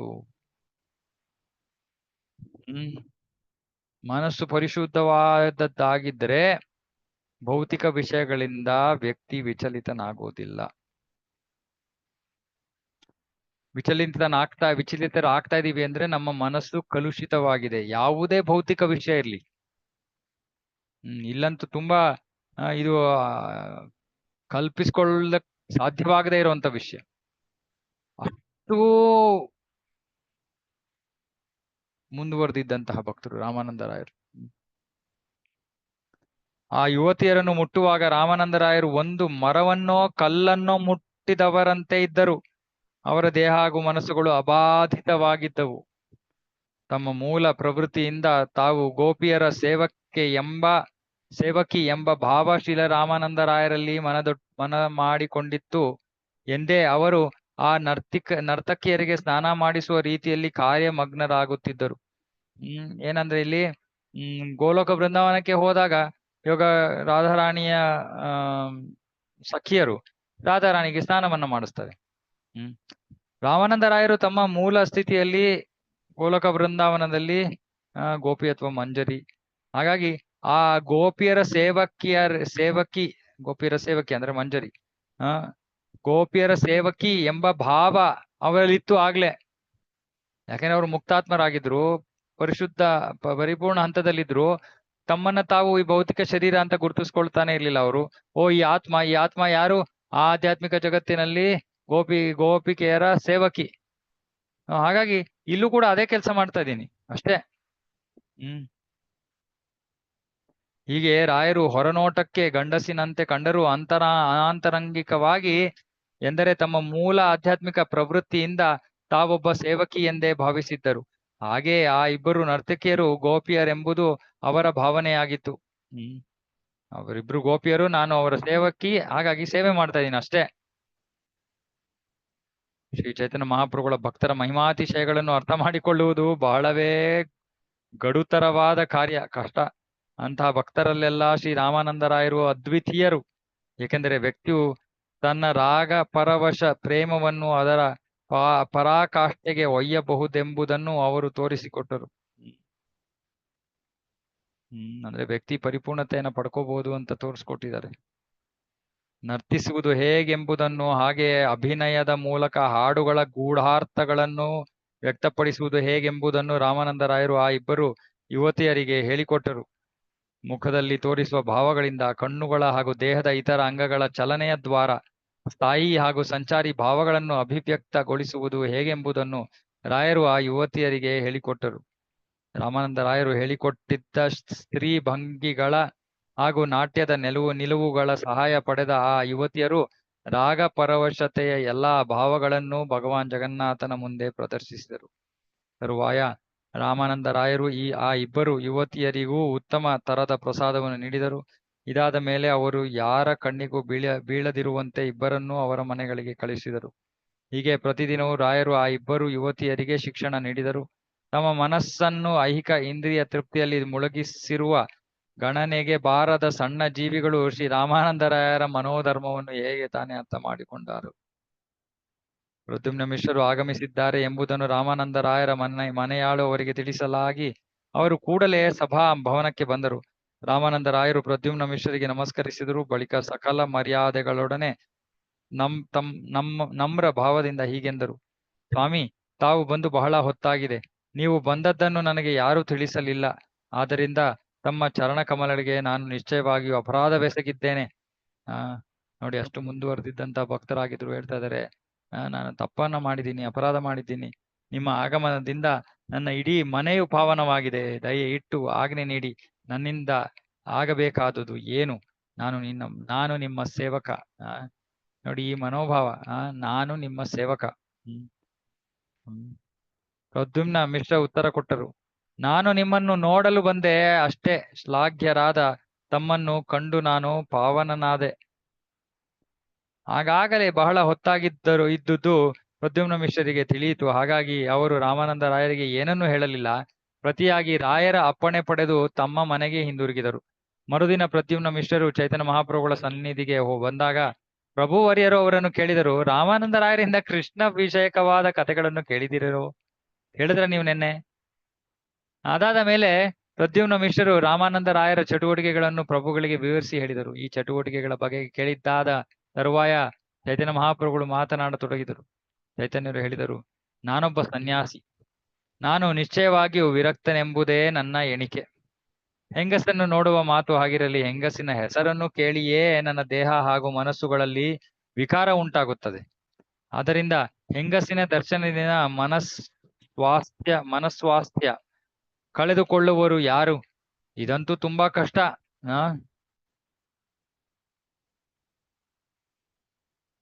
ರಾಮಾನಂದರಾಯರನ್ನು ಕುರಿತ ಕಥಾ ಪ್ರಸಂಗಗಳು ಎಷ್ಟು ಅದ್ಭುತವೂ ಅಸಾಮಾನ್ಯವಾದವೂ ಆಗಿವೆ ಎಂದರೆ ಅವುಗಳನ್ನು ಕುರಿತು ಮಾತನಾಡುವುದೂ ಸರಿಯಲ್ಲ. ಆದರೂ ಕೂಡ ನೀವೆಲ್ಲರೂ ಆ ಕಥಾನಕಗಳನ್ನು ದಯಮಾಡಿ ಕೇಳಿ. ಆ ವೃತ್ತಿನಿರತ ನರ್ತಕಿಯರು ಚೆಲುವೆಯರೂ ಯೌವನಸ್ಥೆಯರೂ ಆಗಿದ್ದಾರೆ. ಹೀಗಿದ್ದು ರಾಮಾನಂದರಾಯರು ಆ ಯುವತಿಯರ ಶರೀರಗಳಿಗೆ ತಾವೇ ಕೈಯಾರೆ ಎಣ್ಣೆ ಹಚ್ಚಿ ನೀವುತ್ತಾರೆ. ರಾಯರು ಆ ಯುವತಿಯರಿಗೆ ತಾವೇ ಸ್ನಾನ ಮಾಡಿಸುತ್ತಾರೆ. ಹಾಗೆಯೇ ಅವರ ದೇಹಗಳನ್ನು ಬಗೆ ಬಗೆಯ ಆಭರಣಗಳಿಂದ ಅಲಂಕರಿಸುತ್ತಾರೆ. ಈ ಮೂಲಕ ರಾಯರು ಸ್ವಾಭಾವಿಕವಾಗಿ ಆ ಯುವತಿಯರ ಗುಪ್ತಾಂಗಗಳನ್ನು ನೋಡುತ್ತಾರೆ ಹಾಗೂ ಮುಟ್ಟುತ್ತಾರೆ. ರಾಗ ಪರವಶತೆಯ ಸಮಸ್ತ ಪರಿವರ್ತನೆಗಳನ್ನು ದೈಹಿಕವಾಗಿ ಅಭಿವ್ಯಕ್ತಿಸುವಂತೆ ರಾಮಾನಂದರಾಯರು ಆ ಯುವತಿಯರಿಗೆ ಶಿಕ್ಷಣ ನೀಡುತ್ತಾರೆ. ಆದರೂ ರಾಯರ ಮನಸ್ಸು ಎಂದಿಗೂ ಬದಲಾಗುವುದಿಲ್ಲ. ಅವರ ಮನಸ್ಸು ಮರ ಅಥವಾ ಕಲ್ಲಿನಷ್ಟೇ ಸ್ಥಿರವಾದದ್ದು.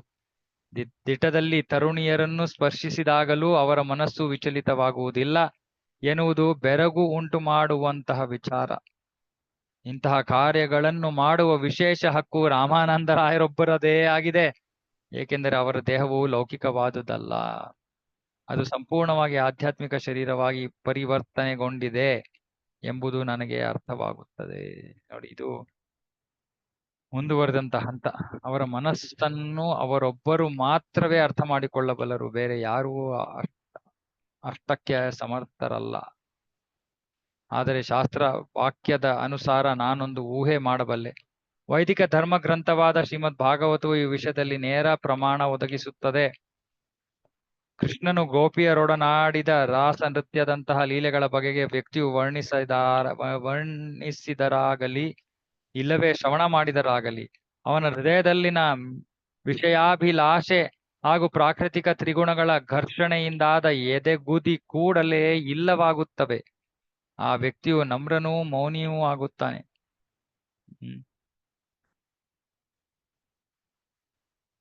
ಲೋಕೋತ್ತರವಾದದ್ದು, ಪ್ರಕಾಶಿಸುತ್ತಿರುವಂತಹದ್ದು, ಮಧುರವಾದದ್ದು ಆದ ರಾಗ ಪರವಶ ಕೃಷ್ಣ ಪ್ರೇಮವನ್ನು ಸವಿಯುತ್ತಾ ಕೃಷ್ಣನ ಲೀಲೆಗಳ ಮಾಧುರ್ಯದ ದಿವ್ಯಾನಂದದಲ್ಲಿ ವ್ಯಕ್ತಿಯು ದಿನದ 24 ಗಂಟೆಗಳ ಕಾಲವೂ ಬದುಕಿನಲ್ಲಿ ಸುಖ ಕಾಣಬಹುದು. ಆದರೆ ಅದನ್ನು ಭೌತಿಕವಾಗಿ ಕಾಣಬಾರದು, ಆಧ್ಯಾತ್ಮಿಕವಾಗಿ ಕಾಣಬೇಕು.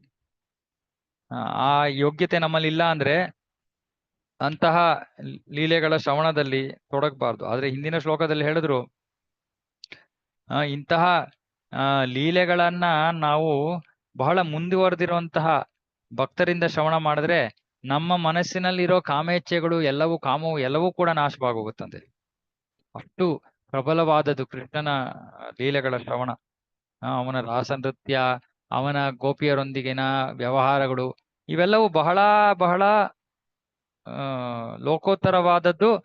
ಮತ್ತೆ ತುಂಬಾ ಅದು ನಿಕಟ ವ್ಯವಹಾರಗಳು, ಕೃಷ್ಣ ಮತ್ತೆ ಗೋಪಿಯರ ನಡುವಿನ ವ್ಯವಹಾರಗಳು.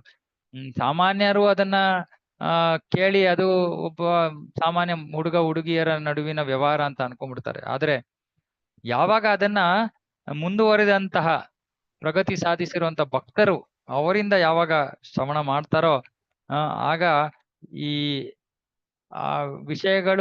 ವಿಷಯಗಳ ಭೌತಿಕವಾಗಿ ಅದು ಭೌತಿಕ ಮಟ್ಟಕ್ಕೆ ಇಳಿಯೋದಿಲ್ಲ. ಆಗ ಇಲ್ಲಿ ಹೇಳ್ತಾ ಇದ್ದಾರೆ ಆ ವ್ಯಕ್ತಿಗಳ ಮನಸ್ಸಿನಲ್ಲಿರೋ ಅಂತಹ ಕಾಮದ ಭಾವನೆಗಳು ಕೂಡ ಪರಿಶುದ್ಧವಾಗೋಗುತ್ತೆ ಅಂತ.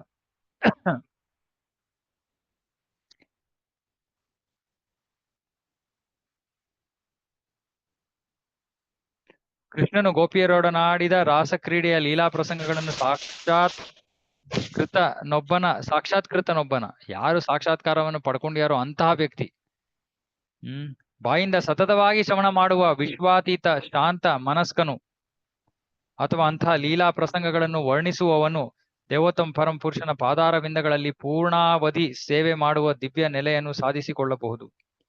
ಹೀಗೆ ಭೋಗಾಸಕ್ತರ ಹೃದ್ರೋಗದ ರೋಗವಾದ ವಿಷಯಾಭಿಲಾಷೆಯ ಲೌಕಿಕ ಅಪೇಕ್ಷೆಗಳು ಶೀಘ್ರವಾಗಿಯೂ ಸಂಪೂರ್ಣವಾಗಿಯೂ ಸೋಲನ್ನು ಅನುಭವಿಸುತ್ತವೆ.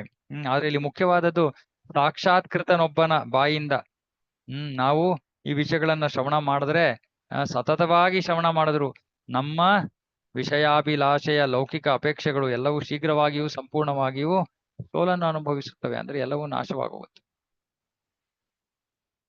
ಆದ್ರೆ ಇಲ್ಲಿ ಮುಖ್ಯವಾದ ವಿಷಯ ಸಾಕ್ಷಾತ್ಕೃತರೊಬ್ಬರ ಬಾಯಿಂದ ಸತತವಾಗಿ ಕೇಳೋದು. ಕಲುಷಿತ ಹೃದಯವನ್ನು ಹೊಂದಿರುವಂತ ವ್ಯಕ್ತಿಯಿಂದ ಕೇಳಿದ್ರೆ ಆ ಕಲ್ಮಶ ಹೃದಯದಲ್ಲಿರೋ ಕಲ್ಮಶ ಇನ್ನೂ ಹೆಚ್ಚಾಗುತ್ತೆ. ಅವಾಗ ನಾವ್ ಅನ್ಕೋತೀವಿ ಈ ಎಲ್ಲಾ ಲೀಲೆಗಳು ನನ್ನ ಆನಂದಕ್ಕೋಸ್ಕರ ಇರೋದು, ನಾನು ಇದನ್ನ ಆನಂದಿಸ್ಬೇಕು ಅಂತ ನಾವು ಯೋಚನೆ ಮಾಡ್ತೀವಿ. ಆದ್ರೆ ಯಾರು ಸಾಕ್ಷಾತ್ಕಾರವನ್ನು ಪಡೆದಿಯಾರೋ ಅಂತಹವರಿಂದ ನಾವು ಕೃಷ್ಣನ ಗೋಪಿಯರೊಂದಿಗಿನ ಆ ರಾಸ ಕ್ರೀಡೆ ಇಂತಹ ಗೋಪ್ಯವಾದ ಲೀಲೆಗಳನ್ನ ನಾವು ಸತತವಾಗಿ ಶ್ರವಣ ಮಾಡಿದ್ರೆ ನಮ್ಮ ಹೃದ್ರೋಗ ನಿವಾರಣೆ ಆಗೋಗುತ್ತೆ. ಅಲೌಕಿಕತೆಯಲ್ಲಿ ಸ್ಥಿತನಾದ ವ್ಯಕ್ತಿಯು ಶ್ರೀಲ ರೂಪ ಗೋಸ್ವಾಮಿಯವರ ಹೆಜ್ಜೆ ಜಾಡಿನಲ್ಲಿ ನಡೆದು ಹಗಲು ರಾತ್ರಿ ಕೃಷ್ಣನ ಸೇವೆ ಮಾಡುತ್ತಾ ಆ ಪ್ರಭುವಿನ ರಾಸ ಲೀಲೆಯನ್ನು ಶ್ರವಣ ಮಾಡಿದರೆ ಅಥವಾ ಮಾತನಾಡಿದರೆ ಅಂತಹ ವ್ಯಕ್ತಿಯು ಪಡೆಯುವ ಫಲವನ್ನು ಏನೆಂದು ವರ್ಣಿಸೋಣ. ಆತ ಪಡೆಯುವ ಫಲವು ಎಷ್ಟು ಉದಾತ್ತವಾದುದೆಂದರೆ ಅದನ್ನು ಮಾತುಗಳಲ್ಲಿ ವರ್ಣಿಸುವುದು ಅಸಾಧ್ಯ. ಅಂತಹ ವ್ಯಕ್ತಿಯು ಭಗವಂತನ ನಿರಂತರ ಮುಕ್ತಾತ್ಮ ಸಂಗಾತಿಯಾಗುತ್ತಾನೆ. ಅವನ ದೇಹವು ಸಂಪೂರ್ಣವಾಗಿ ಆಧ್ಯಾತ್ಮಿಕವಾಗುತ್ತದೆ. ಅವನು ಭೌತಿಕ ಕಣ್ಣುಗಳಿಗೆ ಕಾಣುತ್ತಾನಾದರೂ ಆಧ್ಯಾತ್ಮಿಕತೆಯಲ್ಲಿ ಸ್ಥಿತನಾಗಿರುತ್ತಾನೆ ಹಾಗೂ ಅವನ ಎಲ್ಲಾ ಕಾರ್ಯಗಳು ಪಾರಮಾರ್ಥಿಕವಾಗುವುದಾಗಲಿ ಆಗಿರುತ್ತವೆ. ಕೃಷ್ಣನ ಇಚ್ಛೆಯಿಂದ ಅಂತ ಭಕ್ತನು ಆಧ್ಯಾತ್ಮಿಕ ದೇಹಗಳನ್ನು ಹೊಂದಿದ್ದಾನೆಂದು ಅರಿಯಬೇಕು. ಮತ್ತೆ ಓದ್ತೀನಿ. ಅಲೌಕಿಕತೆಯಲ್ಲಿ ಸ್ಥಿತನಾದ ವ್ಯಕ್ತಿ ಶ್ರೀಲ ರೂಪ ಗೋಸ್ವಾಮಿಯವರ ಹೆಜ್ಜೆ ಜಾಡಿನಲ್ಲಿ ನಡೆದು ಹಗಲು ರಾತ್ರಿ ಕೃಷ್ಣನ ಸೇವೆ ಮಾಡುತ್ತಾ ಆ ಪ್ರಭುವಿನ ರಾಸಲೀಲೆಯನ್ನು ಶ್ರವಣ ಮಾಡಿದರೆ ಅವನೇನ್ ಫಲವನ್ನು ಪಡಿತಾನೆ? ಅವನು ಭಗವಂತನ ನಿರಂತರ ಮುಕ್ತ ಆತ್ಮ ಸಂಗಾತಿಯಾಗಿ ಹೋಗ್ತಾನೆ. ಶ್ರೀಲ ರಾಮಾನಂದ ರಾಯರು ಸ್ವಪ್ರೇರಣೆಯ ದೈವ ಪ್ರೇಮದ ಹಾದಿಯಲ್ಲಿ ಇರುವವರು. ಸ್ವಪ್ರೇರಣೆಯ ದೈವ ಪ್ರೇಮ ಅಂದ್ರೆ ರಾಗಾನುಗ ಭಕ್ತಿ. ಆದ್ದರಿಂದ ಅವರು ಆಧ್ಯಾತ್ಮಿಕ ದೇಹದಲ್ಲಿದ್ದಾರೆ. ಅವರ ಮನಸ್ಸು ಐಹಿಕ ಕಲ್ಮಶಗಳಿಂದ ಬಾಧಿತವಾಗಿಲ್ಲ. ಕೃಷ್ಣ ವಿಷಯಕವಾದ ಸಂಗತಿಗಳನ್ನು ನಾನು ಕೂಡ ರಾಮಾನಂದ ರಾಯರಿಂದ ಕೇಳುತ್ತೇನೆ. ಅಂತಹ ಕಥಾ ಪ್ರಕರಣಗಳನ್ನು ಕೇಳುವ ಇಚ್ಛೆ ನಮಗಿದ್ದರೆ ಪುನಃ ಅವರಲ್ಲಿಗೆ ಹೋಗಿ, ನಿಮ್ಮಲ್ಲಿದ್ದರೆ ಪುನಃ ಅಲ್ಲಿಗೆ ಹೋಗಿ. ನೀವು ರಾಯರ ಬಳಿ ಹೋಗಿ ನನ್ನ ಹೆಸರನ್ನು ಪ್ರಸ್ತಾಪಿಸಿ ಶ್ರೀಕೃಷ್ಣನ ಬಗೆಗೆ ನಿಮ್ಮಿಂದ ಶ್ರವಣ ಮಾಡಲು ನನ್ನನ್ನು ಚೈತನ್ಯರು ಕಳುಹಿಸಿದ್ದಾರೆ ಎಂದು ಹೇಳಿ. ಅವರು ಸಭಾಭವನದಲ್ಲಿರುವಾಗಲೇ ಹೋಗಿ ಅವರನ್ನು ನೋಡಿ ತ್ವರೆ ಮಾಡಿ ಎಂದು ಪ್ರಭುಗಳು ಆದೇಶಿಸಿದರು. ಈ ಮಾತನ್ನು ಕೇಳಿ ಪ್ರದ್ಯುಮ್ನ ಮಿಶ್ರ ಆ ಕೂಡಲೇ ಹೊರಟರು. ಪ್ರದ್ಯುಮ್ನ ಮಿಶ್ರರು ರಾಮಾನಂದ ರಾಯರ ಬಳಿ ಹೋದರು. ರಾಯರು ಮಿಶ್ರರಿಗೆ ತಮ್ಮ ಗೌರವಪೂರ್ವಕ ನಮಸ್ಕಾರಗಳನ್ನು ಸಮರ್ಪಿಸಿ ಹೀಗೆಂದರು: ನಿಮಗೇನಾಗಬೇಕಿದೆ? ದಯವಿಟ್ಟು ಆಜ್ಞೆ ನೀಡಿ. ನೀವು ಬಂದಿರುವ ಕಾರ್ಯಭಾರವೇನು? ಪ್ರದ್ಯುಮ್ನ ಮಿಶ್ರ ಉತ್ತರ ಕೊಟ್ಟರು: ಕೃಷ್ಣನಿಗೆ ಸಂಬಂಧಿಸಿದ ಕಥಾ ಪ್ರಕರಣಗಳನ್ನು ತಮ್ಮಿಂದ ಕೇಳಲು ಹೇಳಿ ಶ್ರೀ ಚೈತನ್ಯ ಮಹಾಪ್ರಭುಗಳು ನನ್ನನ್ನು ಇಲ್ಲಿಗೆ ಕಳುಹಿಸಿದ್ದಾರೆ. ಮಿಶ್ರರಾಡಿದ ಮಾತನ್ನು ಕೇಳಿ ರಾಮಾನಂದ ರಾಯರು ದೈವೋನ್ಮಾದ ಪರವಶರಾಗಿ ಲೋಕೋತ್ತರ ಆನಂದದಿಂದ ಮಾತನಾಡಲು ಪ್ರಾರಂಭಿಸಿದರು. ಚೈತನ್ಯ ಮಹಾಪ್ರಭುಗಳ ಆಜ್ಞೆಯಂತೆ ಕೃಷ್ಣನ ಬಗೆಗೆ ಶ್ರವಣ ಮಾಡಲು ನೀವು ಇಲ್ಲಿಗೆ ಆಗಮಿಸಿದ್ದೀರಿ. ಇದು ನನ್ನ ಸೌಭಾಗ್ಯ. ಅಲ್ಲದಿದ್ದಲ್ಲಿ ಇಂತಹ ಅವಕಾಶ ನನಗೆ ಹೇಗೆ ತಾನೇ ಲಭಿಸುತ್ತಿತ್ತು? ನೋಡಿ, ಕೃಷ್ಣನ ಗುಣಗಾನ ಮಾಡೋದಕ್ಕೆ. ಹೀಗೆಂದು ನುಡಿದ ಶ್ರೀರಾಮಾನಂದ ರಾಯರು ಪ್ರದ್ಯುಮ್ನ ಮಿಶ್ರರನ್ನು ನಿರ್ಜನ ಸ್ಥಳವೊಂದಕ್ಕೆ ಒಯ್ದು ಕೇಳಿದರು: ಯಾವ ಬಗೆಯ ಕೃಷ್ಣ ಸಂಬಂಧಿ ಕಥೆಗಳನ್ನು ನನ್ನಿಂದ ಆಲಿಸಲು ನೀವು ಬಯಸುತ್ತೀರಿ? ಪ್ರದ್ಯುಮ್ನ ಮಿಶ್ರ ಉತ್ತರ ಕೊಟ್ಟರು: ವಿದ್ಯಾನಗರದಲ್ಲಿ ನೀವು ಯಾವ ಕಥಾ ಪ್ರಸಂಗಗಳನ್ನು ಹೇಳಿದಿರೋ ಅವುಗಳನ್ನೇ ನನಗೂ ಹೇಳಿ. ಇತರರ ಮಾತು ಒಂದು ಕಡೆ ಇರಲಿ, ನೀವು ಚೈತನ್ಯ ಮಹಾಪ್ರಭುಗಳಿಗೆ ಪಾಠ ಹೇಳುವ ಗುರುಗಳು. ನಾನೊಬ್ಬ ತಿರುಪೆ ಎತ್ತುವ ಬ್ರಾಹ್ಮಣ. ನನ್ನನ್ನು ಪಾಲಿಸುವವರು ನೀವಾಗಿದ್ದೀರಿ. ಏನು ಕೇಳಬೇಕೆಂಬುದೇ ನನಗೆ ತಿಳಿಯದು. ಏಕೆಂದರೆ ಒಳ್ಳೆಯದು ಯಾವುದು, ಅದಲ್ಲದು ಯಾವುದು ಒಳ್ಳೆಯದಲ್ಲ ಎಂಬುದನ್ನು ನಾನು ಅರಿಯೆ. ನಾನು ಜ್ಞಾನ ಶೂನ್ಯನೆಂಬುದನ್ನು ಗಮನಿಸಿ ನನಗೆ ಯಾವುದು ಒಳ್ಳೆಯದೆಂದು ನಿಮ್ಮ ಸದಿಚ್ಛೆಗೆ ತೋರುತ್ತದೋ ಅದನ್ನು ದಯವಿಟ್ಟು ನುಡಿಯಿರಿ. ತರುವಾಯ ರಾಮಾನಂದ ರಾಯರು ಕ್ರಮವಾಗಿ ಕೃಷ್ಣ ಕಥಾ ಪ್ರಸಂಗಗಳನ್ನು ನಿರೂಪಿಸತೊಡಗಿದರು. ಹೀಗೆ ಆ ಕಥೆಗಳ ದಿವ್ಯ ರಸವನ್ನು ತುಂಬಿಕೊಂಡಿದ್ದ ಕಡಲು ಕದಡಿತು. ಅವರು ರಾಮಾನಂದ ರಾಯರು ಆ ಕಥೆಗಳ ದಿವ್ಯ ರಸವನ್ನು ತುಂಬಿಕೊಂಡಿರುವಂತ ಕಡಲು. ತಾವೇ ಪ್ರಶ್ನೆ ಕೇಳುವುದು, ಬಳಿಕ ತಾವು ಕೇಳಿದ ಪ್ರಶ್ನೆಗೆ ಸಿದ್ಧಾಂತ ರೂಪದಲ್ಲಿ ತಾವೇ ಉತ್ತರ ಹೇಳುವುದು. ಈ ಬಗೆಯಲ್ಲಿ ರಾಯರು ಕಥಾ ನಿರೂಪಣೆ ಮಾಡಿದರು. ಮಧ್ಯಾಹ್ನವಾಯಿತು. ಆದರೂ ಕತೆ ಹೇಳಿದ್ದು ಮುಗಿಯಲಿಲ್ಲ. ಉಪನ್ಯಾಸಕ ಹಾಗೂ ಶ್ರೋತಾರ ಇಬ್ಬರೂ ದೈವೋನ್ಮಾದ ಭರಿತರಾಗಿ ಮಾತನಾಡಿದರು, ಆಲಿಸಿದರು, ದೈಹಿಕ ಪ್ರಜ್ಞೆಯನ್ನು ಮರೆತರು. ಹೀಗಿರುತ್ತಾ ದಿನ ಮುಗಿದು ಹೋದದ್ದು ಅವರಿಗೆ ಹೇಗೆ ತಾನೇ ಬಂದಿತು, ಅವರ ಅರಿವಿಗೆ ಹೇಗೆ ತಾನೇ ಬಂದಿತು. ಸೇವಕನು ಬಂದು, ಅಯ್ಯ, ದಿನ ಮುಗಿದು ಹೋಯ್ತಲ್ಲ ಎಂದು ಹೇಳಿದ. ಆಗ ರಾಮಾನಂದ ರಾಯರು ಕೃಷ್ಣನನ್ನು ಕುರಿತು ಕತೆ ಹೇಳುವುದನ್ನು ನಿಲ್ಲಿಸಿದರು. ರಾಮಾನಂದ ರಾಯರು ಪ್ರದ್ಯುಮ್ನ ಮಿಶ್ರರಿಗೆ ಬಹುವಾದ ಗೌರವ ಸಮರ್ಪಿಸಿ ವಿದಾಯ ಹೇಳಿದರು. ಆಗ ಪ್ರದ್ಯುಮ್ನ ಮಿಶ್ರರು, ನನಗೆ ಈಗ ಸಂಪೂರ್ಣ ತೃಪ್ತಿ ಆಯಿತು ಎಂದರು. ಬಳಿಕ ಮಿಶ್ರರು ನರ್ತಿಸಲಾರಂಭಿಸಿದರು. ನೋಡಿ, ಎಷ್ಟು ಕೃಷ್ಣನ ಕುರಿತಾದ ವಿಷಯಗಳನ್ನ ಶ್ರವಣ ಮಾಡೋದ್ರಲ್ಲಿ ಎಷ್ಟು ಆನಂದ ಇದೆ. ನಮ್ಮ ಇನ್ನು ದುರ್ದೈವ, ಇನ್ನು ಆ ರುಚಿಯ ಹಂತಕ್ಕೆ ನಾವು ಏರಿಲ್ಲ. ಇಲ್ಲಾಂದ್ರೆ ದಿನದ 24 ಗಂಟೆಗಳ ಕಾಲ ಕೇವಲ ಕೃಷ್ಣನ ಕುರಿತಾದ ವಿಷಯಗಳನ್ನೇ ಶ್ರವಣ ಮಾಡ್ತಾ ಅತ್ಯಾನಂದವನ್ನ ನಾವು ಅನುಭವಿಸ್ಬೋದು. ಮನೆಗೆ ಹಿಂದಿರುಗಿದ ಪ್ರದ್ಯುಮ್ನ ಮಿಶ್ರರು ಸ್ನಾನ ಭೋಜನಗಳನ್ನು ಮುಗಿಸಿದರು. ಸಂಜೆ ಅವರು ಚೈತನ್ಯ ಮಹಾಪ್ರಭುಗಳ ಚರಣ ಕಮಲಗಳನ್ನು ಕಾಣಲು ಬಂದರು. ಸಂತೋಷ ತುಂಬಿದ ಮನಸ್ಸಿನಿಂದ ಮಿಶ್ರ ಚೈತನ್ಯ ಮಹಾಪ್ರಭುಗಳ ಪಾದಾಂಬುಜಗಳನ್ನು ಪೂಜಿಸಿದರು. ಪ್ರಭುವರ್ಯರು, ಕೃಷ್ಣ ವಿಷಯಕವಾದ ಕಥೆಗಳನ್ನು ಕೇಳಿದಿರಾ ಎಂದು ಮಿಶ್ರರಿಗೆ ಪ್ರಶ್ನೆ ಕೇಳಿದರು. ಪ್ರದ್ಯುಮ್ನ ಮಿಶ್ರರು ನುಡಿದರು: ಪ್ರಿಯ ಪ್ರಭುವೇ, ನಿಮ್ಮ ಚರ್ಯೆಯಿಂದ ನೀವು ನನ್ನನ್ನು ಬಹು ಋಣಿಯನ್ನಾಗಿ ಮಾಡಿದ್ದೀರಿ. ಕೃಷ್ಣ ವಿಷಯಕವಾದ ಕಥೆಗಳೆಂಬ ಅಮೃತದ ಕಡಲಿನಲ್ಲಿ ನನ್ನನ್ನು ಮುಳುಗಿಸಿದ್ದೀರಿ. ಶ್ರೀರಾಮಾನಂದ ರಾಯರು ನೀಡಿದ ಉಪನ್ಯಾಸಗಳ ಬಗೆಗೆ ನಾನು ಸಮಂಜಸವಾಗಿ ವರ್ಣಿಸಲಾರೆ. ಏಕೆಂದರೆ ಅವರು ಸಾಮಾನ್ಯ ಮನುಷ್ಯರಲ್ಲ, ಭಗವಂತನ ಸೇವೆಯಲ್ಲಿ ಸಂಪೂರ್ಣವಾಗಿ ಮುಳುಗಿದವರು ಅವರು. ರಾಮಾನಂದ ರಾಯರು ನನಗೆ ಇನ್ನೊಂದು ಮಾತನ್ನು ಹೇಳಿದರು. ಅದು ಕೃಷ್ಣ ವಿಷಯಕವಾದ ಕಥಾನಕಗಳ ನಿರೂಪಕನು ನಾನೆಂದು ಭಾವಿಸಬೇಡಿ. ನನ್ನ ಬಾಯಲ್ಲಿ ಬರುವ ಮಾತುಗಳನ್ನು ಸ್ವಯಂ ಚೈತನ್ಯ ಮಹಾಪ್ರಭುಗಳು ನುಡಿಸುತ್ತಾರೆ. ವೀಣಾ ವಾದ್ಯದ ಹಾಗೆ ನಾನು ಅವರು ನುಡಿಸಿದ್ದನ್ನು ನುಡಿಯುತ್ತೇನೆ ಅಷ್ಟೇ. ಹೀಗೆ ಕೃಷ್ಣ ಪ್ರಜ್ಞಾ ಸಿದ್ಧಾಂತವನ್ನು ಪ್ರಸಾರ ಮಾಡಲು ಪ್ರಭುವರ್ಯರು ನನ್ನ ದ್ವಾರ ಮಾತನಾಡುತ್ತಾರೆ. ಪ್ರಭುವರ್ಯರ ಈ ಲೀಲೆಯನ್ನು ಅರ್ಥ ಮಾಡಿಕೊಳ್ಳಬಲ್ಲವರು ಈ ಜಗತ್ತಿನಲ್ಲಿ ಯಾರಿದ್ದಾರೆ? ರಾಮಾನಂದ ರಾಯರಿಂದ ನಾನು ಏನೇನು ಆಲಿಸಿದೆನೋ ಅವೆಲ್ಲವೂ ಕೃಷ್ಣನನ್ನು ಕುರಿತ ಕಥೆಗಳಿಂದ ತುಂಬಿದ ಕಡಲಿನ ಅಮೃತವಾಗಿತ್ತು. ಬ್ರಹ್ಮ ಆದಿಯಾಗಿ ಇಡೀ ಉಪದೇವತೆಗಳ ಸಮೂಹವು ಈ ಕಥೆಗಳನ್ನು ಅರ್ಥ ಮಾಡಿಕೊಳ್ಳುವುದು ಸಾಧ್ಯವಾಗದ ಮಾತು. ಪ್ರಿಯ ಪ್ರಭುವೇ, ಕೃಷ್ಣ ಕಥೆ ಎಂಬ ಈ ಅಮೃತವನ್ನು ನಾನು ಪಾನ ಮಾಡಲು ನೀವು ಕಾರಣರಾದಿರಿ. ಆದ್ದರಿಂದ ಜನ್ಮ ಜನ್ಮಗಳಲ್ಲೂ ನಾನು ನಿಮ್ಮ ಪಾದ ಕಮಲಗಳಿಗೆ ಋಣಿ. ನಾವು ಹೀಗೆ ಯೋಚನೆ ಮಾಡಬೇಕು. ಭಗವಂತನ ಬಗ್ಗೆ ಶ್ರವಣ ಮಾಡಕ್ಕೆ ನಮ್ಗೆ ಇಷ್ಟೊಂದು ಅವಕಾಶ ಸಿಗ್ತಿರುವಾಗ ನಮ್ಮ ಮನಸ್ಸಿನಲ್ಲೂ ಈ ಭಾವನೆ ಇರಬೇಕು. ಭಗವಂತ, ನಾನು ನಿನಗೆ ಚಿರ ಋಣಿ. ಶ್ರೀ ಚೈತನ್ಯ ಮಹಾಪ್ರಭುಗಳು ನುಡಿದರು. ರಾಮಾನಂದ ರಾಯರು ವಿನಯದ ಗಣಿ. ತಾವು ಹೇಳಿದ ಕಥೆಗಳು ಇತರರದೆಂದು ಹೇಳುವ ಔದಾರ್ಯವನ್ನು ಅವರು ಮೆರೆದಿದ್ದಾರೆ. ಇದು ಭಕ್ತಿ ಸೇವೆಯಲ್ಲಿ ಮುಂಬರಿದ ಜನರ ಹುಟ್ಟು ಗುಣ. ಇಂಥವರು ತಮ್ಮ ಸದ್ಗುಣಗಳನ್ನು ಕುರಿತು ತಾವೇ ಹೇಳಿಕೊಳ್ಳುವುದಿಲ್ಲ. ಪ್ರದ್ಯುಮ್ನ ಮಿಶ್ರರಿಗೆ ಉಪದೇಶ ನೀಡುವ ಕಾಲದಲ್ಲಿ ರಾಮಾನಂದ ರಾಯರು ಪ್ರಕಟಿಸಿದ ದಿವ್ಯ ಗುಣಗಳ ಒಂದು ತೃಣದಷ್ಟನ್ನು ಮಾತ್ರ ನಾನು ವರ್ಣಿಸಿದ್ದೇನೆ. ರಾಮಾನಂದ ರಾಯರು ಗೃಹಸ್ಥರಾಗಿದ್ದರು.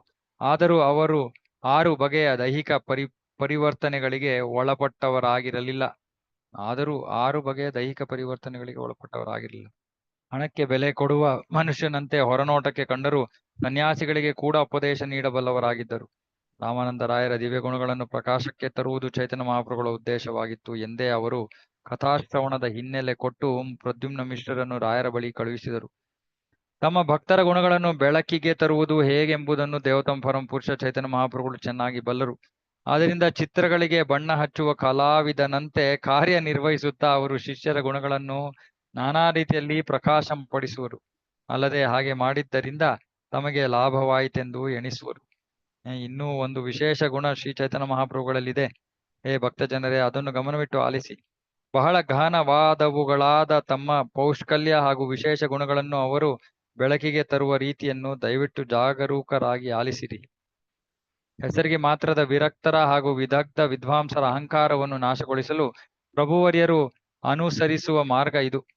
ನೀಚ ಕುಲದಲ್ಲಿ ಹುಟ್ಟಿದವ ಎನ್ನಲಾದವನು, 4ನೇ ವರ್ಗಕ್ಕೆ ಸೇರಿದವನೂ ಆದ ಶೂದ್ರನ ಮೂಲಕ ಕೂಡ ಅವರು ನೈಜ ಧಾರ್ಮಿಕ ತತ್ವಗಳನ್ನು ಪ್ರಚುರಗೊಳಿಸುತ್ತಾರೆ. ಅಂದ್ರೆ ಇನ್ನೊಬ್ಬರ ಅಹಂಕಾರವನ್ನು ಹೋಗ್ಲಾಡ್ಸಕ್ಕೆ. ಹೀನ ಕುಲವೊಂದರಲ್ಲಿ ಜನಿಸಿದ ರಾಮಾನಂದ ರಾಯರನ್ನು ಪ್ರವಚನಕಾರರನ್ನಾಗಿ ಮಾಡುವುದರ ಮೂಲಕ ಚೈತನ್ಯ ಮಹಾಪ್ರಭುಗಳು ಭಕ್ತಿ ಸೇವೆ, ರಾಗಪರವಶ, ದೈವ ಪ್ರೇಮ ಹಾಗೂ ಪರಮಸತ್ಯ ಇವುಗಳನ್ನು ಬೋಧಿಸಿದರು. ಆಗ ಘನತೆವೆತ್ತ ಬ್ರಾಹ್ಮಣ ಸನ್ಯಾಸಿಯಾದ ತಾವು ಪುನೀತ ಬ್ರಾಹ್ಮಣ ಪ್ರದ್ಯುಮ್ನ ಮಿಶ್ರರ ಜೊತೆಗಾರರಾಗುವರು. ಇರುವರು ರಾಯರ ಶ್ರೋತೃಗಳಾಗುವರು.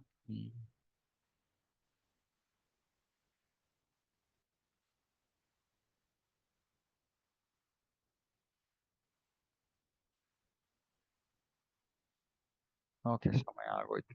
3:44 ಇದೆ.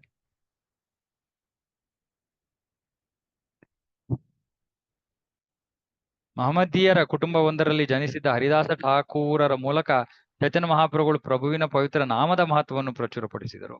ಹೆಚ್ಚು ಕಡಿಮೆ ಮಹಮ್ಮದೀಯರೇ ಆಗಿ ಹೋಗಿದ್ದ ಸನಾತನ ಗೋಸ್ವಾಮಿಯವರ ಮೂಲಕ ಭಕ್ತಿ ಸೇವೆ ಸಾರವನ್ನು ಬೆಳಕಿಗೆ ತಂದರು. ಹಾಗೆಯೇ ವೃಂದಾವನದ ರಾಗ ಪರವಶ ಪ್ರೇಮ ಮತ್ತು ದಿವ್ಯ ಲೀಲೆಗಳನ್ನು ಶ್ರೀಲ ರೂಪ ಗೋಸ್ವಾಮಿಯವರ ಮೂಲಕ ಪ್ರಕಾಶ ಮಾಡಿದರು. ನೋಡಿ, ರಾಮಾನಂದರಾಯರ ಮೂಲಕ ನಾಮ ಮಹತ್ವ, ಸನಾತನ ಗೋಸ್ವಾಮಿಯವರ ಮೂಲಕ ಭಕ್ತಿ ಸೇವೆಯ ಸಾರ, ರೂಪ ಗೋಸ್ವಾಮಿಯವರ ಮೂಲಕ ವೃಂದಾವನದ ರಾಗ ಪರವಶ ಪ್ರೇಮ, ಅಂದ್ರೆ ರಾಗಾನುಗ ಭಕ್ತಿ ಮತ್ತು ದಿವ್ಯ ಲೀಲೆಗಳನ್ನು ಇವೆಲ್ಲವನ್ನು ಪರಿಗಣಿಸಿ ನೋಡಿದಲ್ಲಿ ಚೈತನ್ಯ ಮಹಾಪ್ರಭುಗಳ ಗಂಭೀರ ಯೋಜನೆಗಳನ್ನು ಯಾರು ತಾನೇ ಅರ್ಥ ಮಾಡಿಕೊಳ್ಳಬಲ್ಲರು. ಚೈತನ್ಯ ಮಹಾಪ್ರಭುಗಳ ಕಾರ್ಯಕಲಾಪಗಳು ಅಮೃತದ ಕಡಲಿನ ಹಾಗೆ. ಈ ಕಡಲಿನ ಒಂದು ಹನಿಯು 3 ಲೋಕಗಳನ್ನು ಮುಳುಗಿಸಿಬಲ್ಲದು. ಓಕೆ, ಇವತ್ತಿಗೆ ಇಲ್ಲೇ ನಿಲ್ಸೋಣ. ಮುಂದಿನ ವಾರ ಮುಂದುವರ್ಸಿ. ಇವತ್ತು ಗುರುವಾರ ಅಲ್ವಾ? ನಾಳೆ ಇದನ್ನ ಈ ಅಧ್ಯಾಯ ಮುಗಿಸಿ ನಿಲ್ಸೋಣ. ಆಮೇಲೆ ಮುಂದಿನ ವಾರ 6ನೇ ಅಧ್ಯಾಯ ಶ್ರೀ ಚೈತನ್ಯ ಹಾಗೂ ರಘುನಾಥ ದಾಸರ ಸಮಾಗಮ. ಅದ್ಭುತವಾದದ್ದು. ಒಂದಕ್ಕಿಂತ ಒಂದು 10ನೇ ಸ್ಕಂದ, 10ನೇ ಅಂತ್ಯಲೀಲಾ ಬಹಳ ಸುಂದರವಾದ. ಓಕೆ, ಇಲ್ಲಿಗೆ ನಿಲ್ಸೋಣ. ಶ್ರೀ ಚೈತನ್ಯ ಚರಿತಾಮೃತ ಕಿ ಜಯ, ಜಗದ್ಗುರು ಶ್ರೀಲ ಪ್ರಭುಪಾದ ಕಿ ಜಯ, ಸಂವೇದ ಗೌರವ ಕಿ ಜಯ. ವಾಂಛಕಲ್ಪತರುಭ್ಯಶ್ಚ ಕೃಪಾ ಸಿಂಧುಭ್ಯೋ ಪತಿತಾನಾಂ ಪಾವನೇಭ್ಯೋ ವೈಷ್ಣವೇಭ್ಯೋ ನಮಃ. ಹರೇ ಕೃಷ್ಣ. ಹರೇ ಕೃಷ್ಣ. ಸನಾತನ ಗೋಸ್ವಾಮಿ, ರೂಪ ಗೋಸ್ವಾಮಿ